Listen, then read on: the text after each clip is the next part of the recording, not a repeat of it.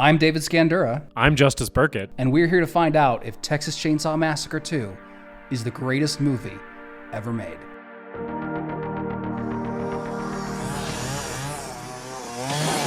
Oh, my kid banana.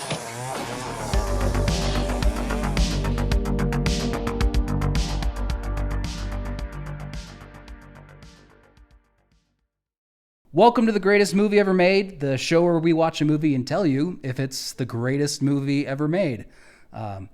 We have been wanting to do this for a while. Yeah. We've been talking about this for like the better part of a year, Yeah. and we're finally sitting here and doing this. Yeah, I think over the last few months, we've probably spent more time talking about this podcast in the gym than actually doing workouts when we're at the gym. I feel like we've spent most of our time that we've spent like in the gym just discussing ideas for the podcast, movies that we want to do on the podcast, if we should even do this. And now here we are, we're doing it. Yeah, it has definitely affected my performance in the gym and thrown off many a workout and also annoyed my trainer.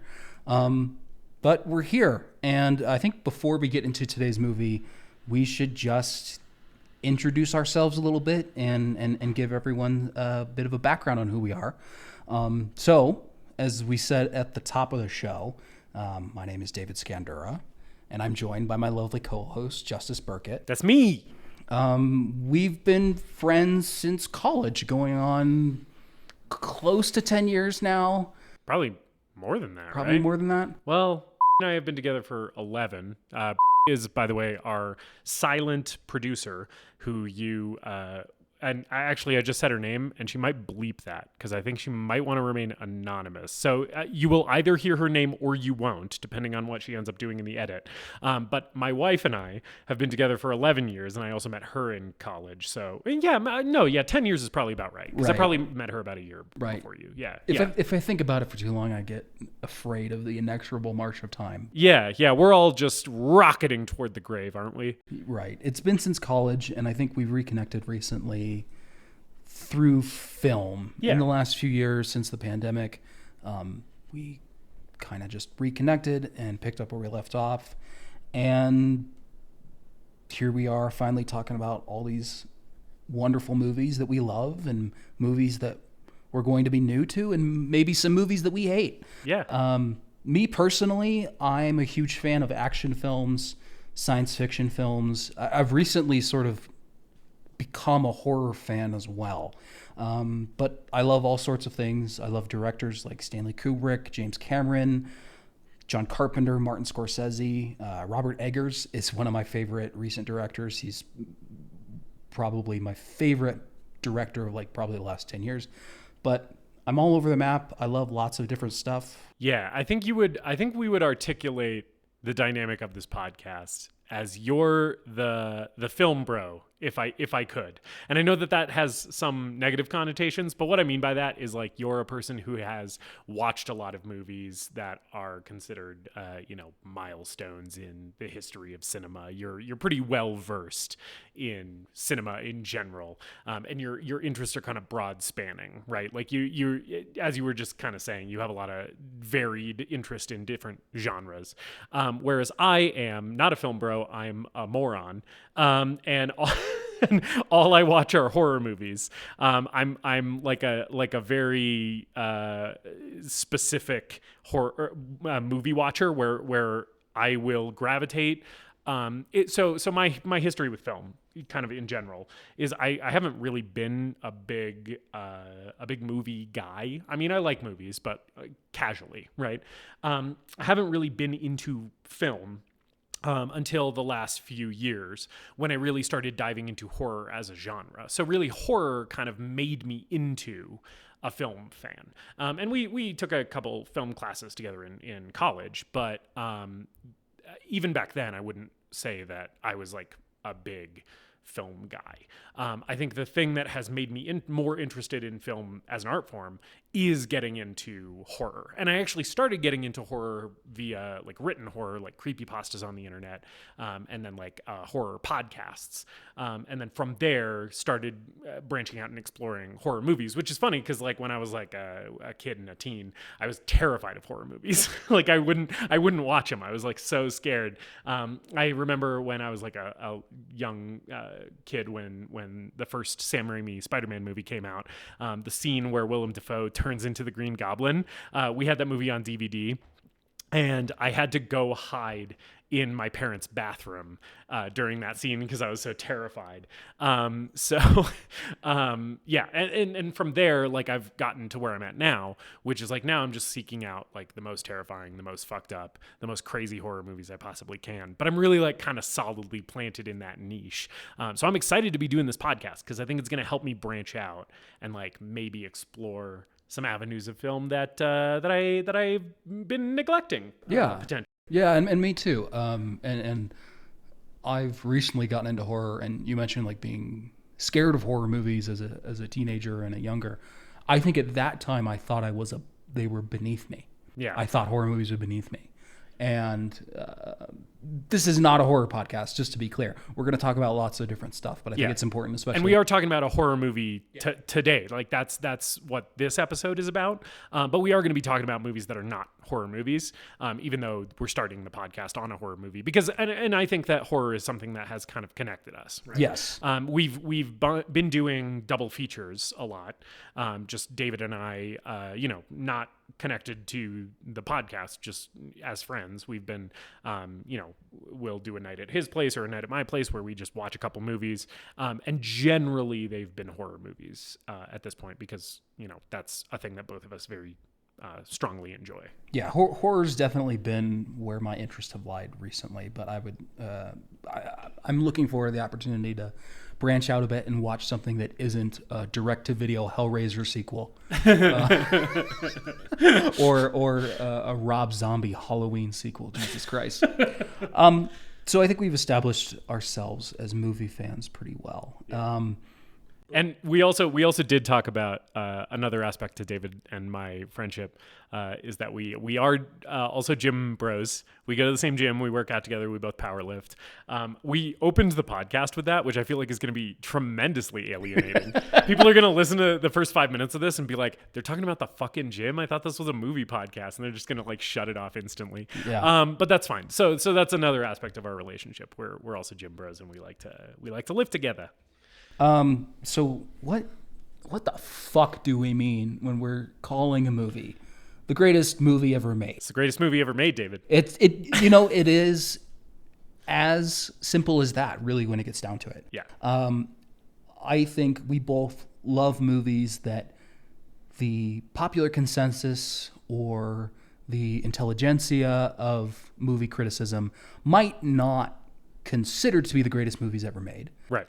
And even still, movies that we may not think are perfect, but they overcome their flaws so handily and effortlessly to the point where those flaws just don't matter.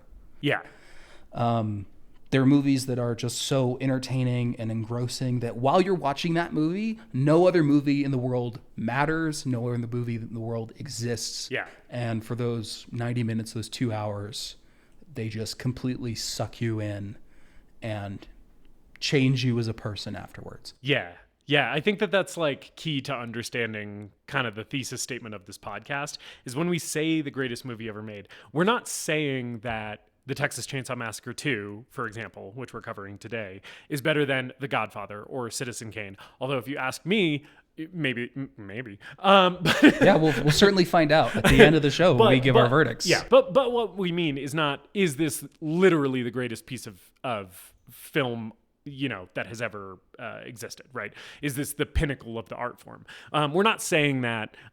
It's sort of a facetious title in a way, right? But as David alluded to, it's like, is this a movie that you can get maximum enjoyment out of while you're watching it, right? And whether that is because it is such a good execution of the form, right? We may be talking about some prestigious movies in the future, right? Where maybe we will be talking about things like the editing and the cinematography and the mise-en-scène as like a pinnacle of achievement of the art form, right? But a lot of the time, we're going to be talking about movies that we think are fun, right? Yeah. And so I think David put it perfectly. Like, what we mean when we say the greatest movie ever made is this is a movie where it is so fun to watch that while you're watching it, you don't want to be doing anything else. Yeah, I think that's the perfect way to sum it up. And with that, I think we should get into some background about today's movie, which is the Texas Chainsaw Massacre 2 from 1986, directed by the great Tobe Hooper. The late great Tobe Hooper. Rest in peace to that man.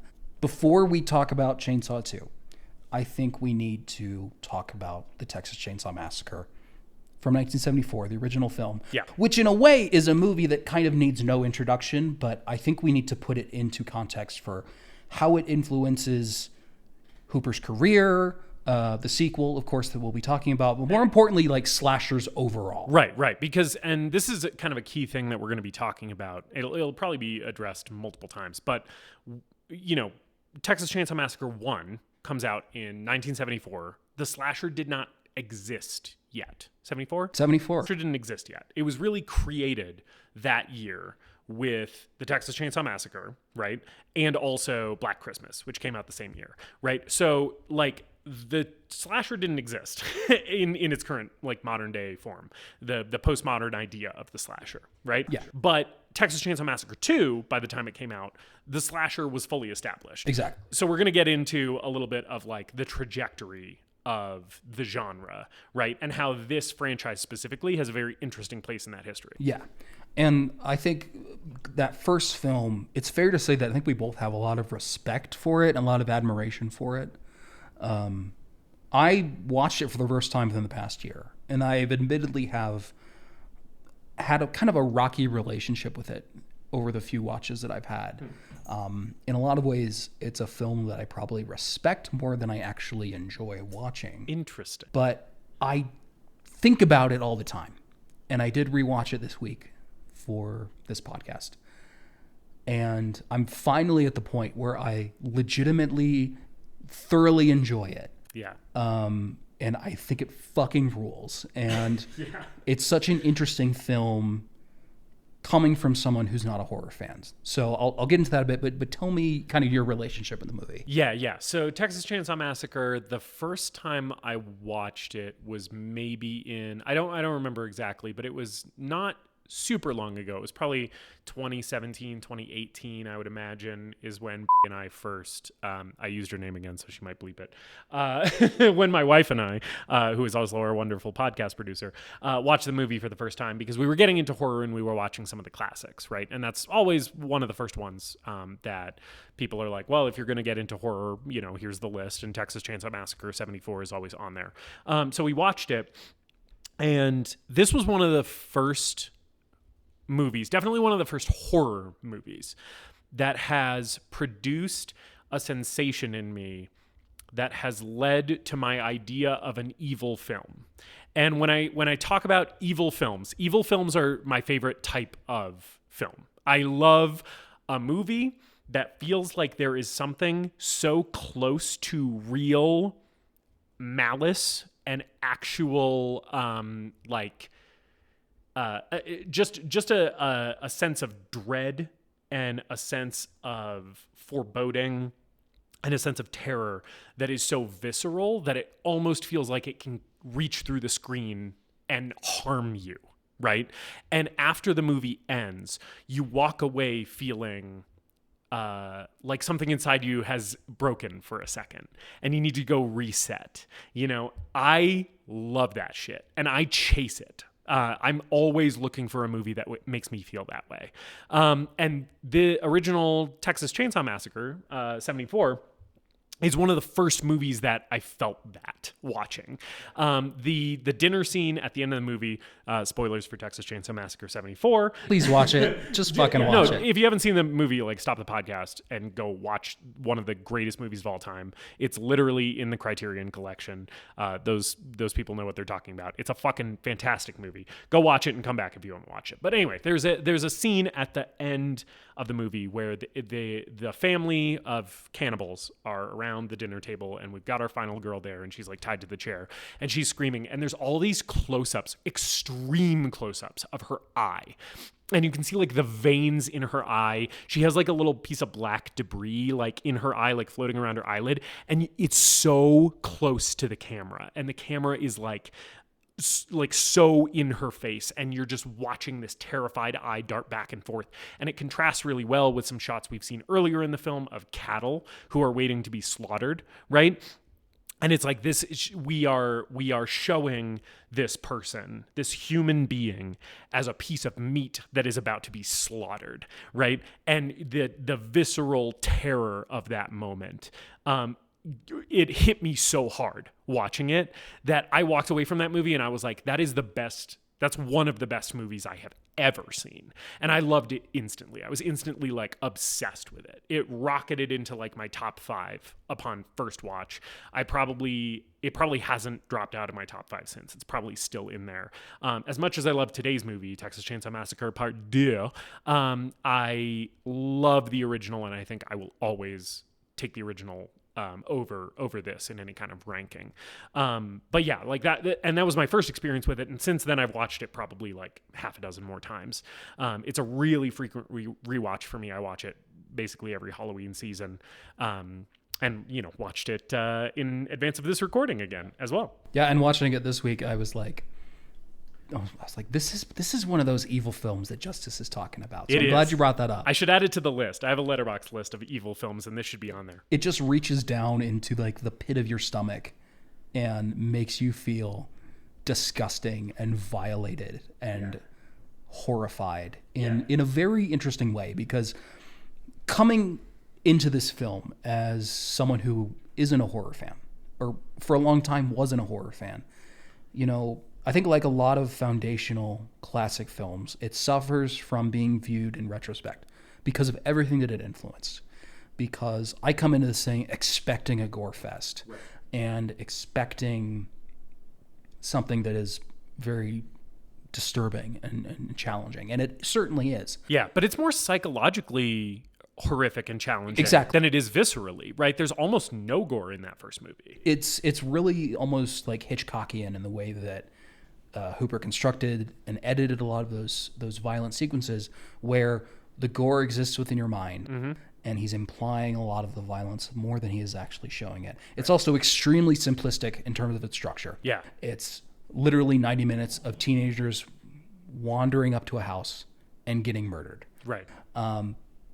But despite that apparent simplicity, there's a lot of thematic depth in the movie, themes of the Vietnam War, like you alluded to, the meat industry, also kind of the death of the hippie generation. There's so much that we could get into about it, but I don't know that we have time to do it. We'll eventually cover this all on our episode on the Texas Chainsaw Massacre 1974. It's atmospheric, and those are the things that really stick with me, the themes and the atmosphere, and then coming back and watching it again.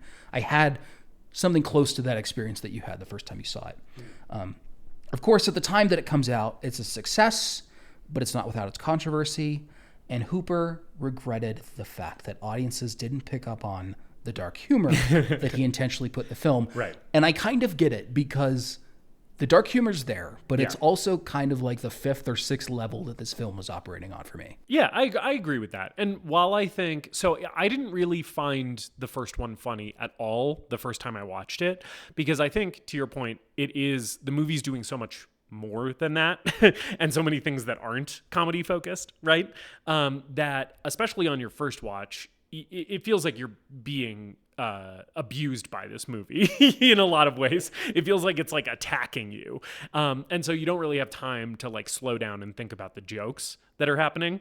I will say, over my relatively frequent rewatches of the original Texas Chainsaw Massacre, some of the humor has started to sink in for me, and I do find myself laughing watching that movie now. There's moments in the van at the beginning where the group of doomed teens are all chit-chatting, and one of them has like an astrology column. That fucking astrology girl. And God. if you slow down and listen to what she's saying and the reactions that she's getting, it's actually quite funny. And when they pick up the hitchhiker, that sequence is so terrifying and so uncomfortable, but there's also a lot of humor in there too.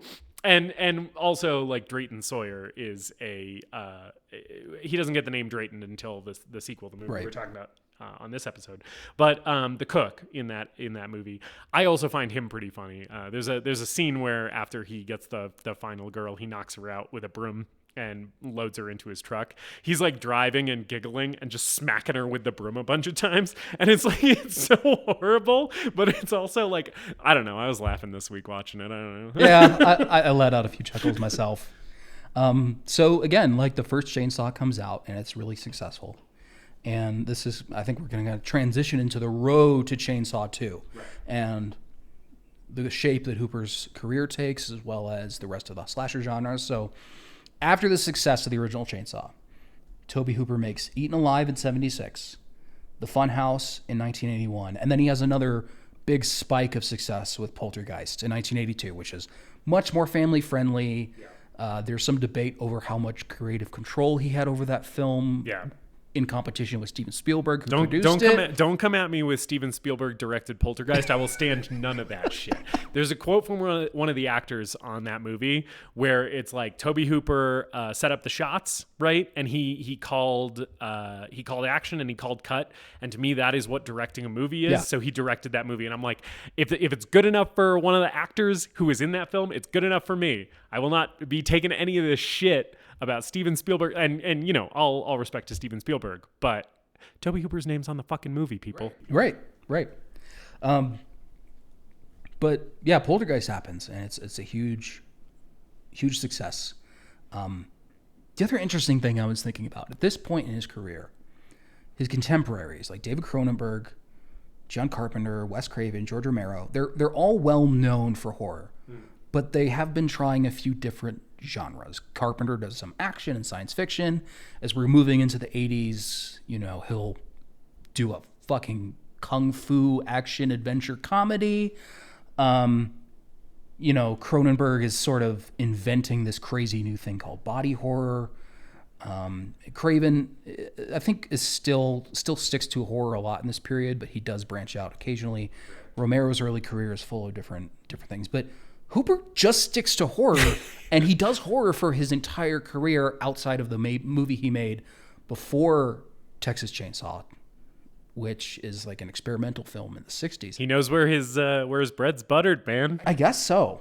So anyway, off of Poltergeist, he signs a 3-picture deal with Cannon Films, who we don't have time to get into on this episode. We will be talking about Cannon Films on this podcast. But Cannon Films are the great schlock peddlers of 80s Hollywood. Headed up by cousins named Menachem Golan and Yoram Globus. And he does Life Force in 1985, Invaders from Mars in 1986, which are both kind of passion projects. Life Force is this blend of hammer horror and science fiction, and Invaders from Mars is a remake of a movie from the 50s that Hooper loved. They don't do well. So Golan and Globus come back, and they want Texas Chainsaw Massacre 2. So he goes and does it, and the first time they see it, they are shocked that it is a comedy. The critical and commercial reactions kind of mixed. It's enjoyed. A bit of cultural reappraisal in the last few years. Yeah. But the main thing here is in the 12 years since the original film, the slasher genre has taken shape. It's fully formed at this point. Halloween, Friday the 13th, Nightmare on Elm Street, the major slasher franchises are already in full swing. They have sequels. They've made some subtle adjustments to their tone and formula, but they've really kind of been the same franchises in a lot of ways. Yeah. Halloween, of course, directed by the great John Carpenter, kicks off the 80s slasher craze in 78.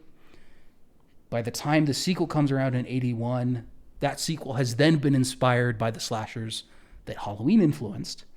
And then, of course, we take a hard fucking pivot with Halloween 3 Season of the Witch in 82. We will be speaking about that movie on the podcast. It's going to be a future episode. It's probably not going to be for a while, but we will be speaking about Halloween 3 Season of the Witch. But when Halloween is a slasher franchise, when Halloween is doing a slasher movie, it's kind of sticking pretty close to the formula. Yeah. Friday the 13th, which of course is directly inspired by Halloween, has 6 films by 1986. It's so crazy. They have had a final chapter, and then they've had a new beginning. The franchise has effectively started, stopped, and restarted. By the time there is a second Texas Chainsaw Massacre movie, which again, like we need to stress, like the first one created this type of movie. Yeah. And then one of the most financially successful franchises, if not the most financially successful franchise in the slasher genre, Friday the 13th, right, has had like half of its run. There's like 12 of those movies total. Yeah. Right? So it's had like half of its run by the time the OG Texas Chainsaw Massacre, the granddaddy of the genre, finally comes around to having a second one come out. So really, in some ways, I think, I don't know if you agree with this, David, but I think in some ways, Texas Chainsaw Massacre 2 is the proto postmodern slasher in some ways. I would say so. In some ways, I think so. Because, A Nightmare on Elm Street at this point as well. Mm-hmm. Elm Street 2 comes out in 85. It's kind of slight departure from the original in a lot of ways. It's kind of the black sheep of the franchise. But Freddy hasn't become a full-blown comedian yet. Right. And Dream Warriors comes out in 87 after Chainsaw 2. And now not every slasher movie, because of course, but a lot of the slasher franchises are turning towards integrating comedy more. Comedy and meta commentary. And I think an interesting thing about this movie, because I called it like the proto postmodern slasher, right? And if you think about the kind of the apex postmodern slasher as Scream, of course, right? Because that's the one where we're talking about the horror rules and we're, playing with all the tropes and stuff. So I think, we're not quite there yet to where we have a cohesive enough idea of the genre tropes that we're able to play with them the way that Craven does in Scream. But I think a thing that this movie is doing, by leaning into some of the comedy and making the social commentary very overt, like there's a lot of overt commentary on like Reaganism and the Vietnam War in this movie, right? Right. That is more overt and less subtle than it was in the 74 original film, right? But also Caroline Williams in this movie is so Final Girl. She is playing the trope of Final Girl in a lot of ways, right? Where I think her character is influenced by the fact that the slasher genre is starting to kind of build its structure, right? And when she ends the movie, spoiler alert, we're going to talk about the movie, but spoiler alert, when she ends the movie swinging around that chainsaw at the end, to me, that is a very winky moment. Yeah. It is a very meta moment. It's a very winky moment. It's a very, the individual watching this movie, have seen other slasher movies before, and we, the people making this movie, understand that you have seen other slasher movies before. And I can't think of a movie earlier than this where I get that attitude from the movie. Yeah, I think you're right. And I think we'll get into this a little bit more when we talk about that chainsaw dance at the end. But her character is defined by her power and her strength, and the end of the movie places her in a place of power and strength in a way that it doesn't, that slasher movies don't place Laurie Strode or Nancy from Nightmare on Elm Street. Heather Langenkamp. So what we're saying is that Texas Chainsaw Massacre 2 is a feminist film. You heard it here first, folks.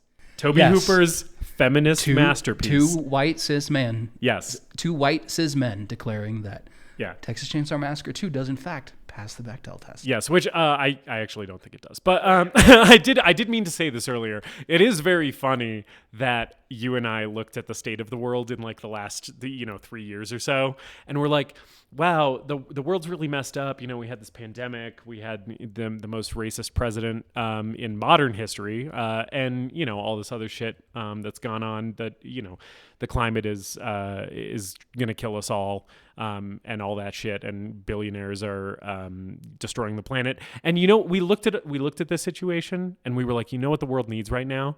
2 fat 30-year-old white men talking about movies on a podcast.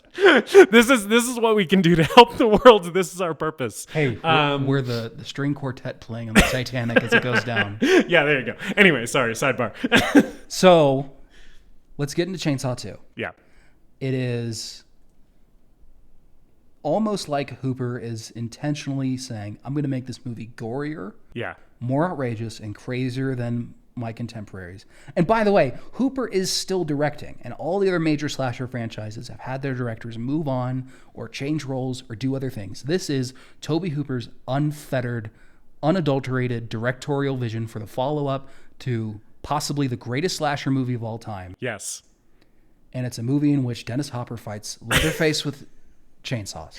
With 2 chainsaws. So let's fucking get into it. Let's get into finally, it. Finally. And talk about Texas Chainsaw Massacre 2. Right. Yeah. So we open with the Canon logo. And I am ready to go. Man, that logo rips. It fucking breaks apart, flies at you. I'm like, I'm in for a good time. I'm in safe hands. There's such an endearing quality to their films, even the bad ones that I've seen. Yeah. That I see that logo and my heart just fills with good feelings. Yeah. And then after the logo, we get into the text scroll. Yeah. Which the first one also does. There's a text scroll explaining some like background in the first movie. And in this one, it essentially summarizes the first movie. It's so much more dramatic, though, in this movie than in the first movie. Because in the first movie, it's like very like the phrasing of like what the film that you are about to see is based on true events that occurred in Texas or whatever. And it feels very like journalistic in the first one. In the second one, he's like, this shit is so fucked up, guys. You're not even going to believe it. They were like ripped apart and dismembered. It just feels so much more sensationalistic, and it feels like it really sets the tone for the difference between this movie and the previous film. Yeah, I was watching it and I was like, this is almost unnecessary. Yeah. Like it's kind of Hooper's fake out to the audience. Right. Like if you're not thinking about it, you might watch this and think, oh, we are getting a follow-up to the original Chainsaw movie that is tonally consistent when it is not. Yeah. And that is clearly established when we introduce wild, kooky circus synth music. Yes. Made by Tobe Hooper and Jerry Lambert. And then we cut to these fucking goofy jerk-offs in a car driving down the road of Texas. So these two guys who we open the movie on are the 2 men that you would least want to leave your drink alone with in a bar. Like, these are the 2 date rapiest dudes that have ever been committed to cinema. There's one guy with like those prank glasses on. He's waving a gun around, shooting signs, paying no attention to trigger discipline whatsoever. They're calling into the radio station. Yes, KOKLA, Red River Rock and Roll. Where the lovely and wonderful Caroline Williams is playing DJ Stretch. She's so good in this movie. She's so fucking good in this movie. Yeah. We'll get to her. And then they play chicken with another truck that eventually is revealed to be the Sawyers. So this is establishing right off the bat, this is a totally fucking different movie. Yes. And I think it is so fun how they set up these first, because you're in a horror movie. First scene of a horror movie, you're probably going to see somebody get it, right? And at least by this point, right? At least by the mid 80s, that's been established, right? And so you have these 2 assholes in their car. But I think it's so fun how the movie immediately sets them up as like Reaganite, wealthy, shitty, trust fund white kids, right? Like the one of them is wearing like this fucking cable knit sweater, and the other one's like in a little suit with his stupid holographic glasses and his gun, right? And they look rich. And there is a bumper sticker on the back of their like nice ass car that says native Texan, which I think is such a good way for this movie to telegraph that these dudes fucking suck and you're excited to watch them die. Yeah. Right? Because I'm like, two white guys in a car with a bumper sticker that says native Texan. I'm like, fuck these people.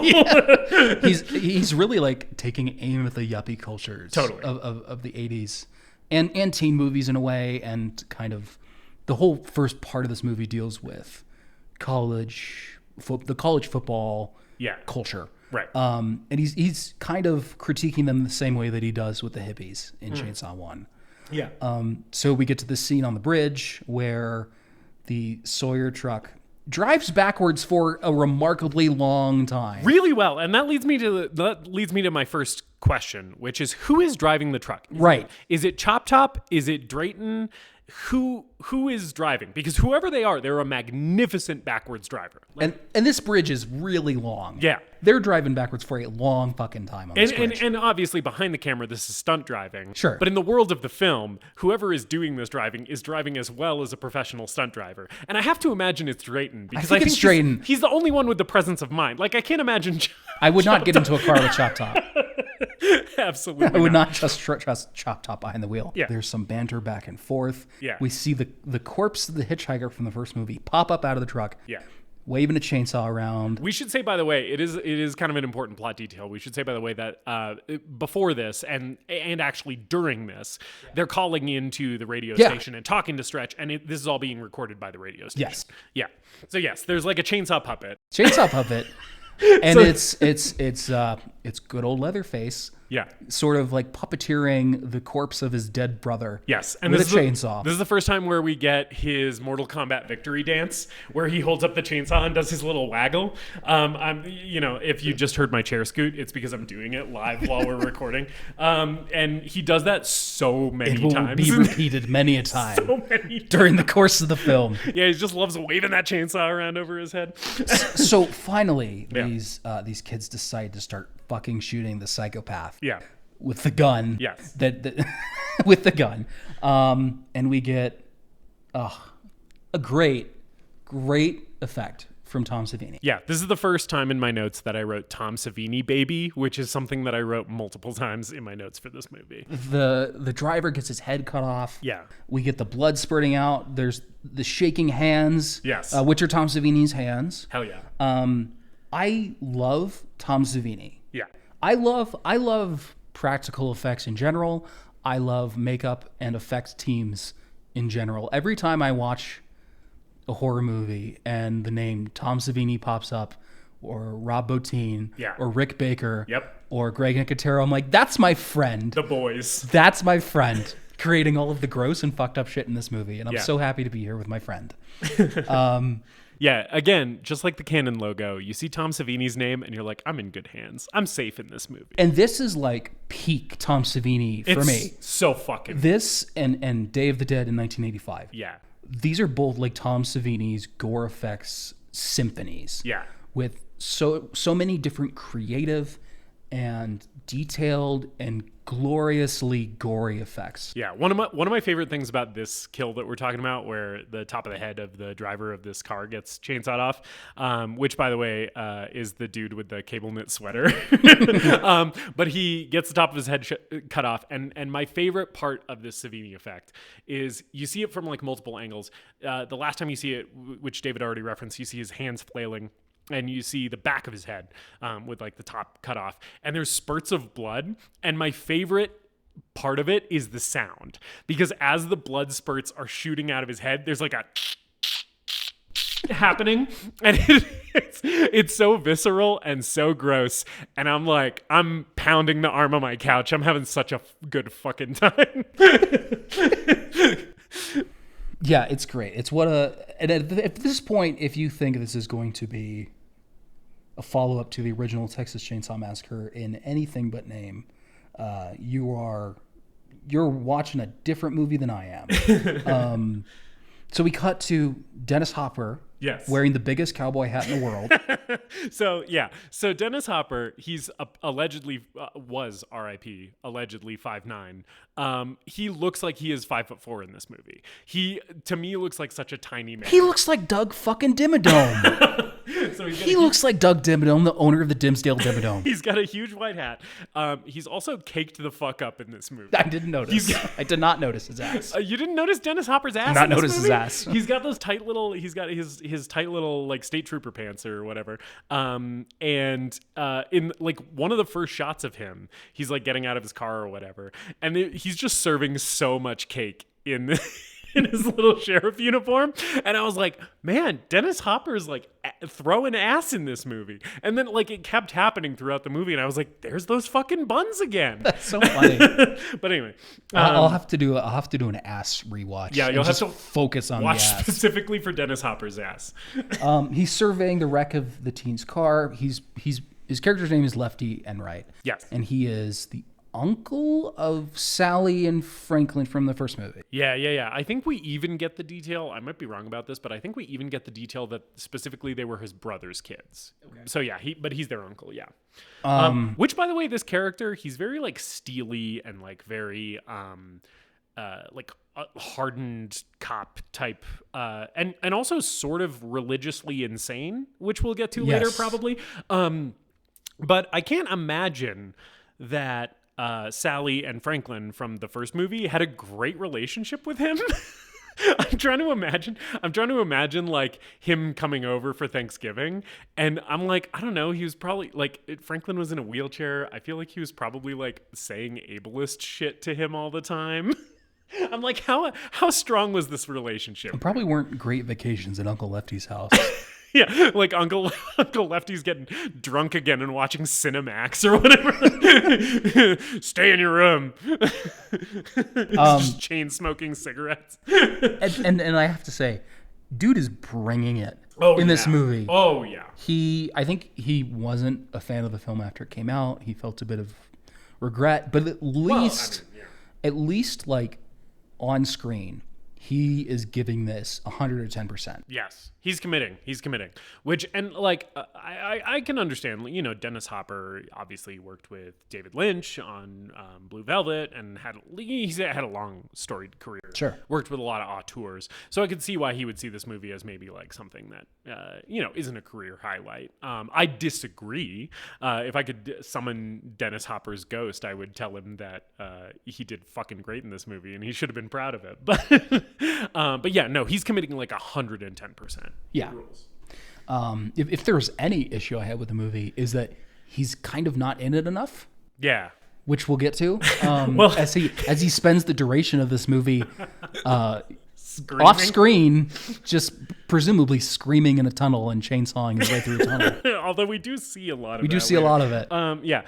So in the scene where we first meet Dennis Hopper and he's at the scene of the wreck of the car from the beginning of the movie where the guy had his top of his head chainsawed off. I like, there's a cop who shows up. So like, Dennis Hopper is like a state trooper.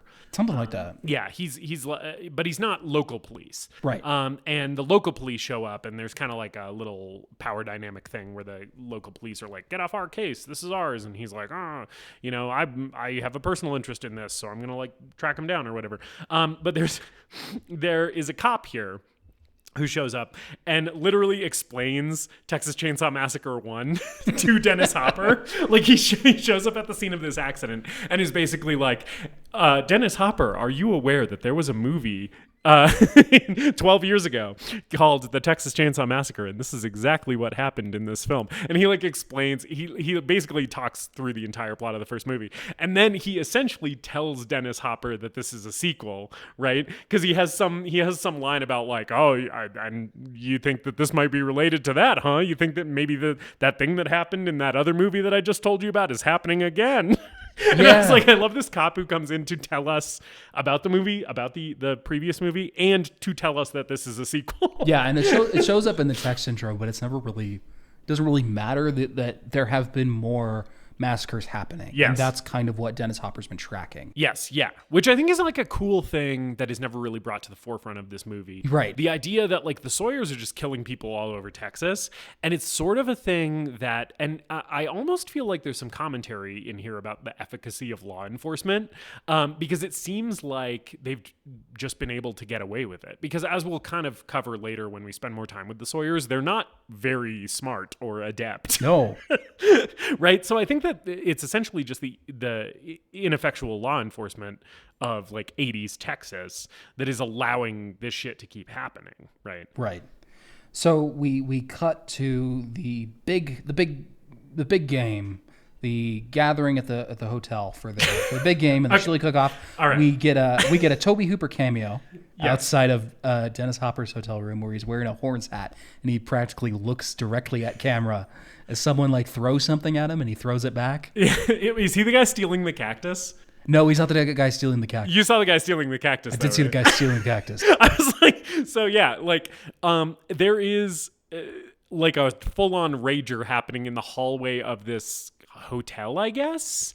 Is it a hotel or an apartment building? I think it's a hotel. Okay, yeah. So in the hallway of this hotel, there's like a full-on party happening. Yeah. And there's a guy stealing a cactus inexplicably. He's like got it tucked under his arm. I think it's a fake cactus because it's fully sideways and like no dirt or anything is spilling out. But it's so funny because it's like the setup of like this party happening in this hallway at this hotel seems to be setting this up as like a seedy place. Like it seems to be setting it up as like, oh, this is like kind of a sketchy, like gross hotel. But then they go in Dennis Hopper's room and it's really fucking nice. I was like, oh, is there like an executive suite at this like Motel 6? It's like the presidential suite at the Bates Motel. Like, because it seems so gross in the hallway. But once you get in the room, it's like, oh, damn. Yeah, you'll have to go back and watch it. Literally, it's the shot where Stretch like knocks on Dennis Hopper's door. And Tobe Hooper crosses the screen and looks at the camera, and he's wearing like one of those, I don't remember, Texas OU. I don't care about college football. Yeah. Hook 'em horns. He's wearing a hat with horns on it, and I think someone like throws a beer at him, and he just looks at the camera and chucks it back. You think as a director he would know not to spike the camera? So I wonder if that was on purpose. I don't know, but he you can tell it's him. He does turn right to the camera, and you can tell it's him. Yeah. So Stretch tries to give the tape of the recording of the yuppies getting chainsawed to Lefty, and Lefty doesn't want to take it. And I think Caroline Williams is really doing a good job here, like holding her own in this scene with Dennis Hopper, and she does that throughout the movie. I completely agree. I think they're operating on the same level, like as actors. And that's impressive because Dennis Hopper was, a heavyweight, the guy could act, and she's like really bringing it in this movie. Yeah. No, I agree. So we cut back down to the lobby of the hotel where we have a chili cook-off going on. And more importantly, I would like to introduce you to my personal friend, LG. So yeah, and his fry house. And in the previous scene that we had at the radio station where the yuppie assholes were calling in, we did meet LG before, and there's a thing that I noticed, I think for the first time, which is that LG has his own initials tattooed on the back of his arm. Does, and so you can tell it's him. You can tell it's him later in the movie when he doesn't have a face. But yes, I think it's very funny that he's got his own initials tattooed on him. But yes, so LG works at the radio station with Stretch, and he built her a fry. He built her a little fry house. He's great. He has such a great rapport with Stretch as a character. Like they have that kind of. They do truly like really care about each other. Yeah. But they have occasionally a bit of a antagonistic relationship with one each other. Yeah. With each other. Yeah, and there's also like the added element of he is clearly in love with her. Like he clearly is like romantically enamored with her, and she friend zones him harder than anyone has ever been friend zoned in this movie.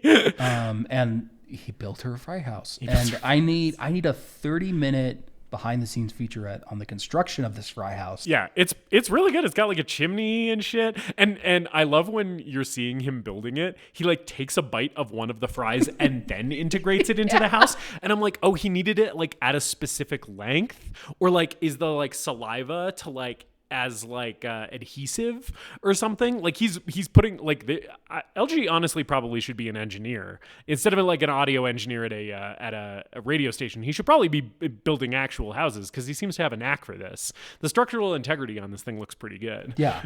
I don't think I would eat it. It doesn't look very sanitary. No, there's another man's spit all over it. And the fries are probably cold and soggy at this point. Oh yeah, absolutely. You don't build a fry house of this magnitude with fresh, like warm, right out of the fryer fries. These have been sitting for a while. He's been putting in some effort here.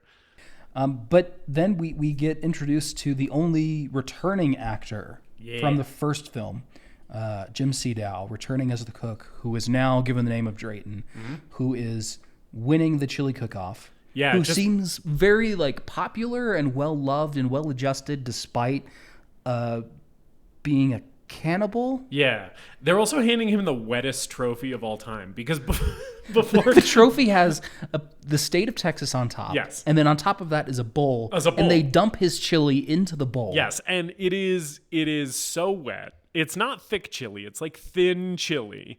And when they ladle it in, they ladle so much in that it just pours down the entire trophy. And I'm like, I don't know, if I won this chili cook-off and then had to be like photographed by like local media holding this sopping wet trophy, I don't know how I'd feel about that. Anyway. Yeah. And we have this great little gag where the lady awarding him the trophy takes a bite of the chili and finds like a tooth in there or something, and one of those hard shell peppercorns. Yeah, he tries to write it off. And yeah, he's great in this movie. He knows how to shift his performance to be something that's a little bit more comedic than it was in the first one. Yeah. But it still feels like the same character. Yeah, it's very clearly still the same character. He's still playing the character in a lot of similar ways. Which is pretty impressive because it's been over a decade, right? And he's still able to like tap into this guy from the first movie. And he's kind of, as I understand it, he was kind of like the veteran actor in both films and sort of served as a mentor to the more inexperienced actors, especially in the first one because he's really the only like professional actor in that first one, as far as I know. Right. But yeah, he wins the chili cook-off. First place. 2 years in a row. 2 years in a row, these people have been eating people chili. Yes, and what's the secret? It's the meat. Ain't no secret, it's the meat. My family's got a good eye for prime meat. Which, as fans of the first movie, you're watching that and you're like, it's people chili, man. It's people chili. I'd eat some people chili. So now we turn to, I would probably. Hand me a bowl of chili and say there's people in there. My second question would be, do I know any of them? And if they're like, no, you don't know any of those people in the people chili, I'd be like, I'll take a bite of the people. I'll try the people chili. I'll do a little sample. Will I suffer any legal repercussions from this? I'll take the people chili. Yeah, then. If I can guarantee that I wouldn't be arrested for eating people chili, I would eat people chili. I feel like it's the only way I can justify continuing eating animals is if I'd also be okay eating people. Right. Anyway, so from there we go to Cut-Rite. The Cut-Rite chainsaws. Yeah. So have you ever been to a store that just sells chainsaws? That exclusively sells chainsaws? I have not, David. However, okay, so I have an entire page of notes, and at the top of the page, I have written the words "Cut-Rite" in all caps in huge letters. All right. Because I have so many thoughts about this scene, which is one of my favorite scenes in any movie of all time. So we start at the Cut-Rite store. And we have the establishing shot, Cut-Rite chainsaws, right? This is a store that exclusively sells chainsaws. Dennis Hopper shows up when the store opens, because the first thing that we see in this shot is a car with the Cut-Rite owner in it getting out and unlocking the store, which means Dennis Hopper researched when this chainsaw store opens and arrived at opening. Like it's Black Friday. He's just sitting outside waiting to get a chainsaw. So this is a highly premeditated purchase. Exactly. He's been sitting in that hotel room all night being like, he's been looking in because the internet wasn't a thing yet. He was looking in the yellow pages being like, where is the nearest store that exclusively sells? Is there anywhere with chainsaw in the name? And before that, before we even got there, he had the forethought of what is the best weapon that I can equip myself with to deal with this unknown group of assailants that murdered my beloved Yeah. My beloved niece and nephew. Right. And he landed on Chainsaw. I wonder if he knows. Like, I wonder if because he's been following the trail of these crimes. Right. I wonder if there have been bodies found with like wounds that they were able to tie back to like a chainsaw. I think so. And he's in the scene where he's investigating the wreck. Yeah. He's kind of running his fingers over like cuts in the metal of the wreck that that look like chainsaw. Yeah. Yeah. And so I think he's fighting chainsaw with chainsaw. Right. Intentionally, right? So anyway, so he shows up when the store opens. So the cut-right manager shows up, unlocks the door. Then Dennis Hopper shows up in his car, and there is a marching band in the background marching alongside train tracks, and they are playing "I've Been Working on the Railroad." I didn't notice that. I noticed the band, but I didn't notice that was a song. They're playing "I've Been Working on the Railroad." There appears to be no parade. It appears to just be a marching band, a random marching band that on their marching band route just goes by the chainsaw store. Marching band playing "I've Been Working on the Railroad."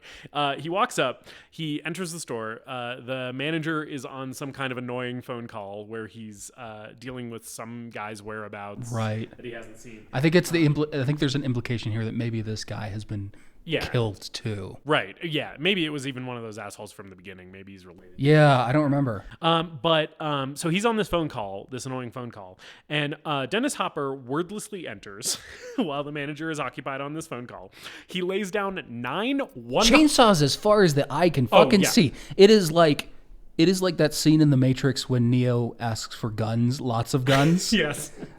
This is Dennis Hopper wanting chainsaws, lots of chainsaws. Yeah. It is sort of also like a scene from like a John Wick movie where John Wick gets outfitted with like a bunch of guns. Like he just like goes to some guy in like the assassin network, and they're like, "Here's our wall of guns." This is a John Wick style wall of chainsaws. And John Wick, of course, when he takes the gun off the wall, he looks at it, checks the weight, sees how it feels in the hand. Dennis Hopper is doing the same thing with these chainsaws. And I want to emphasize. So like the manager is like on his call, then he gets off his call. But before he gets off the call, Dennis Hopper lays down 9 $100 bills, right? So $900, which in this movie came out in 86.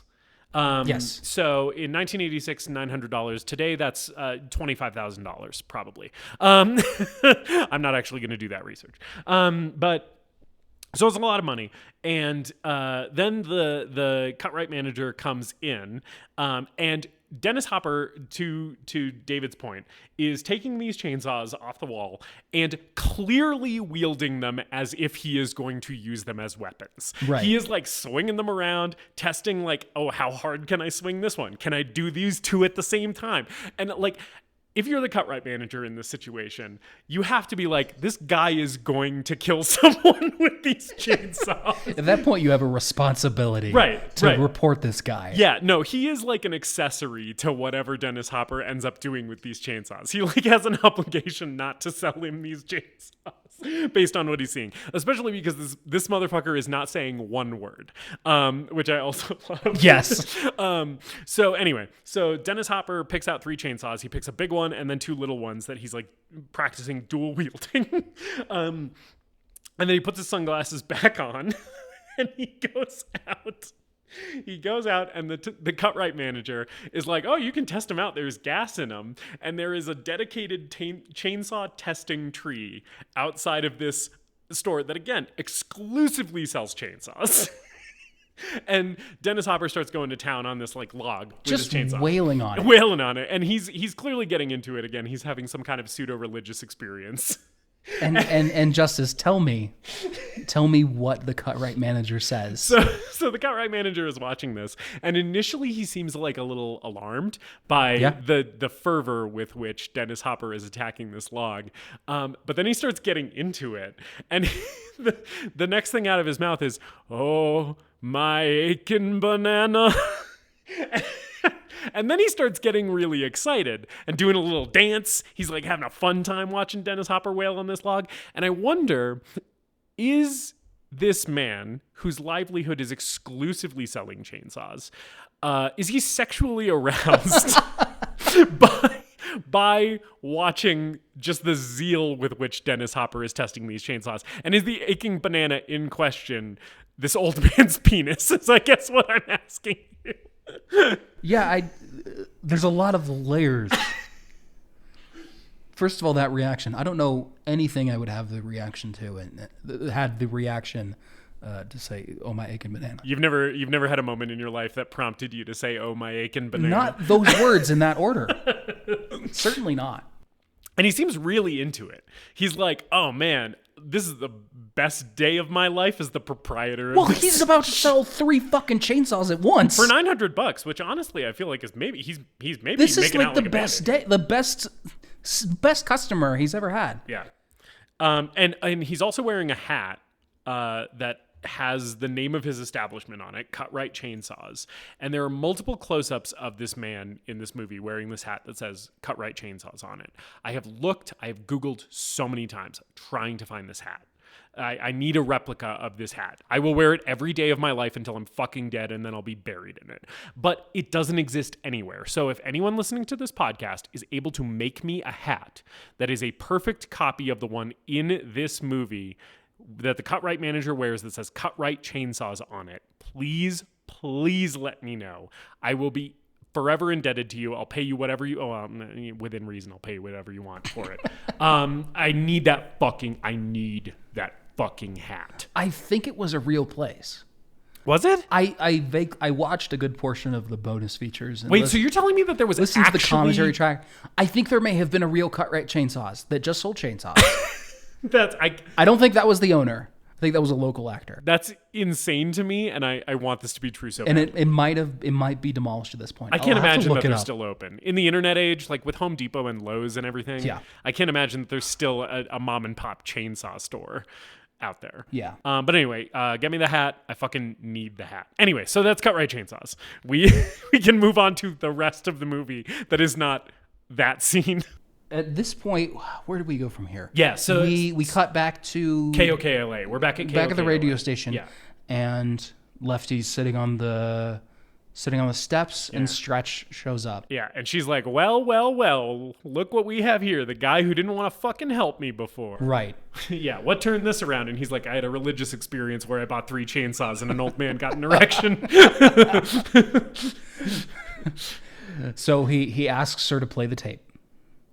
And she goes inside, starts the show, and plays the tape. And so, which by the way, so she calls out that this is a like an FCC violation. Yes, because this is a tape of people actively being murdered. She's about to play the sound of people screaming their last breaths. Yeah, and he's like, I want you to play this, and she's like, I'll get fired. This is against FCC regulations. Which our silent producer, who is also my wife, who I've been married to for 8 years, and is the love of my life, she's making faces because I'm saying facts about her on the podcast. She's been making faces this whole time. Oh yeah, no, yeah. She I'm wondering if maybe this podcast is going to eventually lead to me being a single man. But anyway, so she works in radio, our silent producer, which is why this podcast sounds better than if David and I were on our own recording it. And I have talked to her about this. I think the first time we watched this movie, we didn't talk about it this time, but yeah, no, this is definitely fucking very not allowed. Like she would be immediately like KOKLA would be hit so hard with fines based on how many times she plays this tape, that the whole fucking station would be shut down. Right. But it doesn't matter because it's about to be destroyed in like the next scene. Yeah. And Dennis Hopper wants her to do this so he can draw out whoever these killers are, and he can track them down and presumably hack them into pieces with his 3 chainsaws that he just bought. Yeah, so we're at the radio station. She's playing the tape. And by the way, so she plays the murder tape as a request, right? That's how she's trying to get around the FCC thing, is I think she's trying to like plead ignorance and be like, oh, someone sent it in as a request and I'm just like putting it on or whatever. And we got to audio of her playing the murder tape. And my first thought was if they played the murder tape on the radio and I was listening, I would be like, who is this? I gotta like listen to their whole Spotify discography. I gotta like follow on Bandcamp and shit. It sounds like the intro to a Pharmacon song. Yeah, so my favorite type of music is a weird little freak screaming over like discordant noise. And yeah, no, I was immediately like, oh shit, is this the new chat pile? Is this is this Pharmacon? I need to listen to everything this artist has ever released. So I don't know. Like later on, they say that they've been getting complaints about the murder tape. But if I was listening to KOKLA, I'd be like, "Fuck yeah, man! I'm into it. This is heavy. Let me get some merch." Also, yeah, like I said earlier, LG's here in this scene, and after she plays the tape, they have a little moment where he's like, people are complaining about the tape. She's like, I'm going to keep playing it. It's a request. People always complain about the request. And then he's like going to leave. He invites her out on a date and she turns him down. Oh, that's right. And this is the moment where LG is friend-zoned harder than anybody else has ever been friend-zoned in the history of forever, because she is so sweet to him. And she like touches his arm and he's like, oh, LG. And she's like just so sweet to him. And I'm like, man, if I was this guy, I would run into a brick wall head first. Because it's just tough luck for LG. Yeah, you feel for him for sure. Yeah, so then he's out and we got Stretch alone at the radio station. And she starts seeing some weird shit outside of the like studio door in like the lobby. There's like weird shadows moving around. She opens the door to see what is going on. And what's going on is our boy, Bill Moseley, as Chop Top, has entered this movie. Bill goddamn Moseley. This performance is insane because Bill Moseley as Chop Top, this is a performance where from any other actor in any other movie, I would probably find what he's doing annoying. And I think if you don't like Texas Chainsaw Massacre 2, it's because you don't like Chop Top. Right. But I fucking love Chop Top. I can't explain why, because he is doing the goofy, giggly, like heavy improv. He's a wacky guy, right? And normally that shit I find very grating. But there is something about, I think it's how immersed he is in the performance, because there is something really genuinely menacing about him. Yeah. And I think that that's what makes it work for me, is he's so fucking scary in this scene specifically. And it just gets you on board like right from the jump. He's very committed to it. And I think because I've seen the two movies after this, the kind of original run of the first 4 Texas Chainsaw Massacre movies, which are all very different. But in 3 and 4, they attempt a similar wacky Sawyer character. Yeah.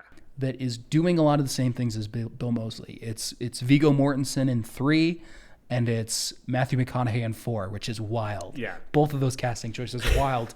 Two great actors. But maybe not guys who should be doing Chop Top. Right. And I think Bill Moseley is just so committed to this role. He still loves this character. Like, this is still his favorite character. And he was truly passionate about the first movie. Like, he got the role because he made a fan film where he played the hitchhiker. Yeah. It got in Tobe Hooper's hands. And Hooper called him up and asked him to join this film. Yeah. And I think Caroline Williams and Bill Moseley both are examples of this kind of wonderful thing that sort of just happens in horror, where you can build a career off of one role. This is my dream. So I have a degree in theater performance and I act some. And this is my dream career, is the type of career that like Caroline Williams, Bill Moseley, Kane Hodder, who is famous for playing Jason in some of the Friday movies, Nick Castle, who is the original The Shape in Halloween, Michael Myers, right? Those careers, like, that's what I want. I just want to be in one horror movie that achieves cult status and I can just do the convention circuit for the rest of my life. Like, that's the fucking dream, man. Right. Like, be able to like pay your mortgage based on just being in one movie one time and just having enough of a fanatical fan base around it that you can like sign autographs,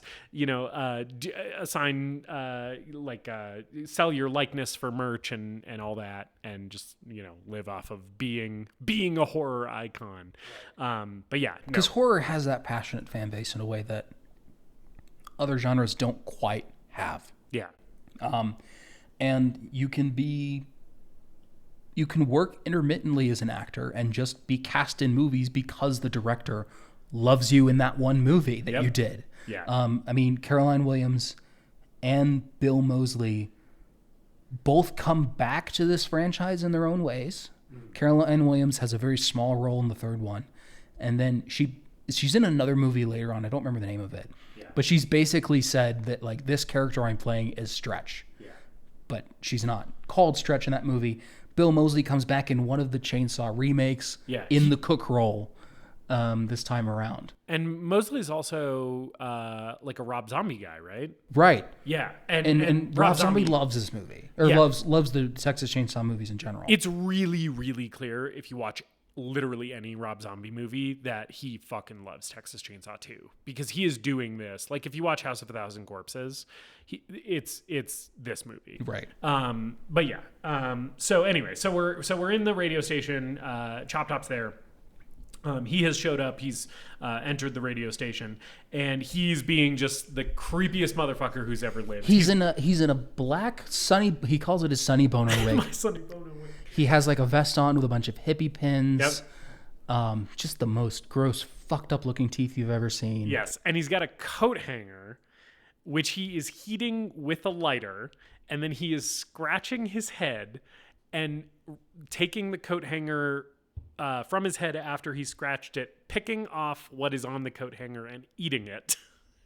And later, when we see him without his wig, we realize that he is eating little cooked pieces of his own scalp. He's heating up the coat hanger to cook the meat, right? And then he's scratching his head with the hot coat hanger to like cook a little piece of his scalp and scrape it off. And then he's picking it off the end and he's eating it up. It's a little cannibal morsel, because a little snack. Because he has a plate in his skull. Yeah. Because he served in Vietnam during the course of the last movie, apparently. Yes.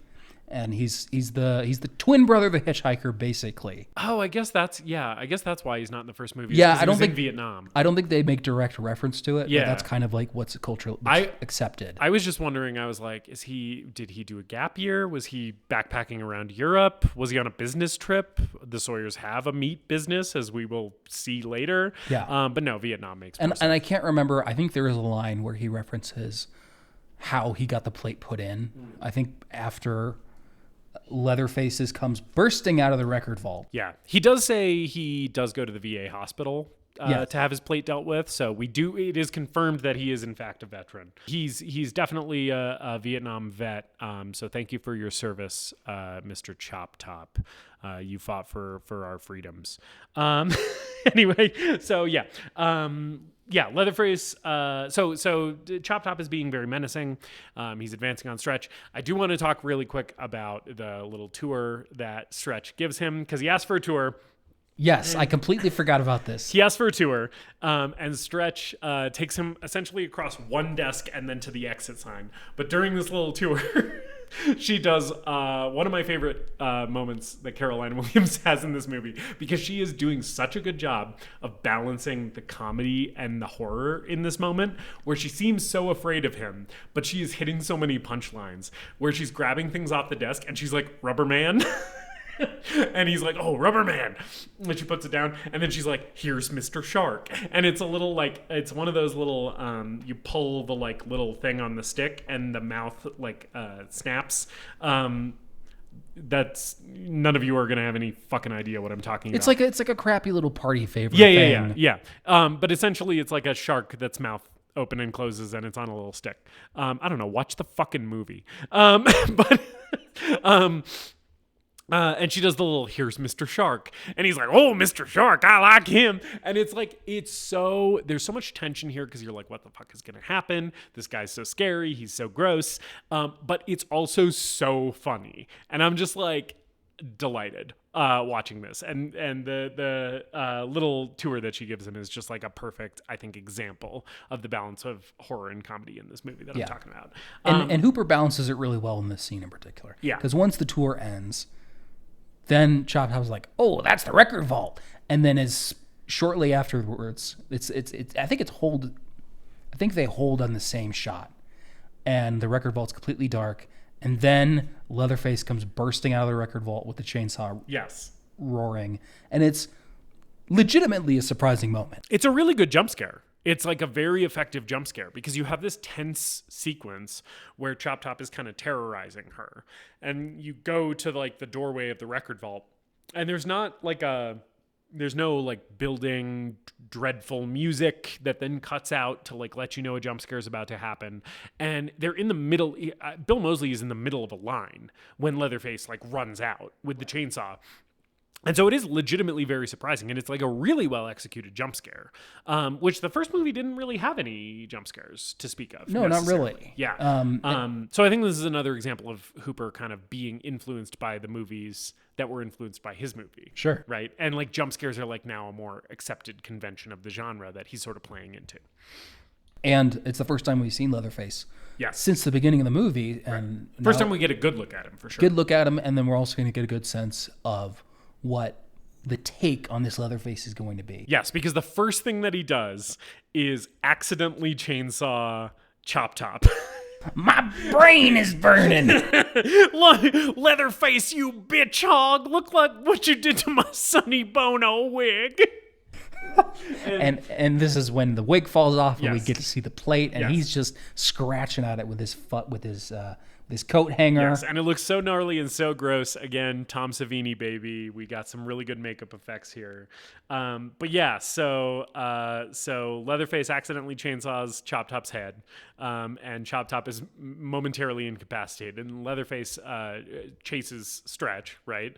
And then we have like a little bit of intercut scenes here where LG returns to the radio station, comes back, and Chop Top and LG are having kind of one confrontation, and then Stretch has barricaded herself in this room that just has a tub full of beers. I think it's a freezer of some kind. Yeah. I don't know why they would have a freezer there. But yeah, so Leatherface is trying to get to her in that room, and separately Chop Top and LG are kind of having their own little scene.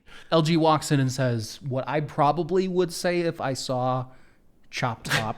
He says, "What the shit?" And Chop Top's response is, "Hey, lick my plate, you dog dick." Which is kind of the line of the movie. And he gives him the finger while he's saying it. And I have to imagine either the line or the middle finger or both were a Bill Moseley improv. He is improving a good portion of it. And it's so funny. Lick my plate, you dog dick is one of my favorite lines in just any movie ever. The delivery is so funny. So Chop Top and LG are having a little confrontation here. I don't remember how, but it ends up with LG getting just hammered in the fucking face so many times. Yeah. Chop Top is really swinging this hammer hard to the point where I'm like, it is crazy that this man does not die from this, which more on that in a little bit. Yeah. I think Hooper has a really good sense throughout this movie of pacing out the intense moments, the more horror driven moments, and the crazy kind of kookiness, because, when Stretch is in that room with the ice tub, Leatherface is trying to get in, and the sound of the chainsaw and him trying to get in dies down. We get kind of a beat while Stretch backs away from the door, and then Leatherface bursts through the wall. Like the Kool-Aid Man. Like the Kool-Aid Man. Waving his chainsaw, doing his Ooga Booga dance. Yes, he's done his little Mortal Kombat victory dance. And then we cut back and forth between LG getting his head caved in. Just hammered so much. And before that, Chop Top was using this hammer to smash vinyl records at the record vault. Yes. At KOKLA Red River Rock and Roll, which I think is incredibly disrespectful, especially because he is allegedly a music fan. But he stops smashing records and starts smashing this man's head. While he's shouting, "Incoming mail!" Time for incoming over mail! And over and over. Yeah. We cut from that. He also says Ho Chi Minh at one point. He like hits it. He's like, Ho Chi Minh! And there's so many just lines in this movie that if you think about them divorced to their context, I don't know what they're talking about or what they mean. But we're cutting between these two scenes. And Stretch kind of climbs into the ice bath. Yeah. And Leatherface is kind of revving up the chainsaw at the other end of the ice bath. And compared to at this point, I'm thinking about what 3 and 4 are like, where we have these crazy high energy moments with the Sawyer family, and they just start feeling monotonous.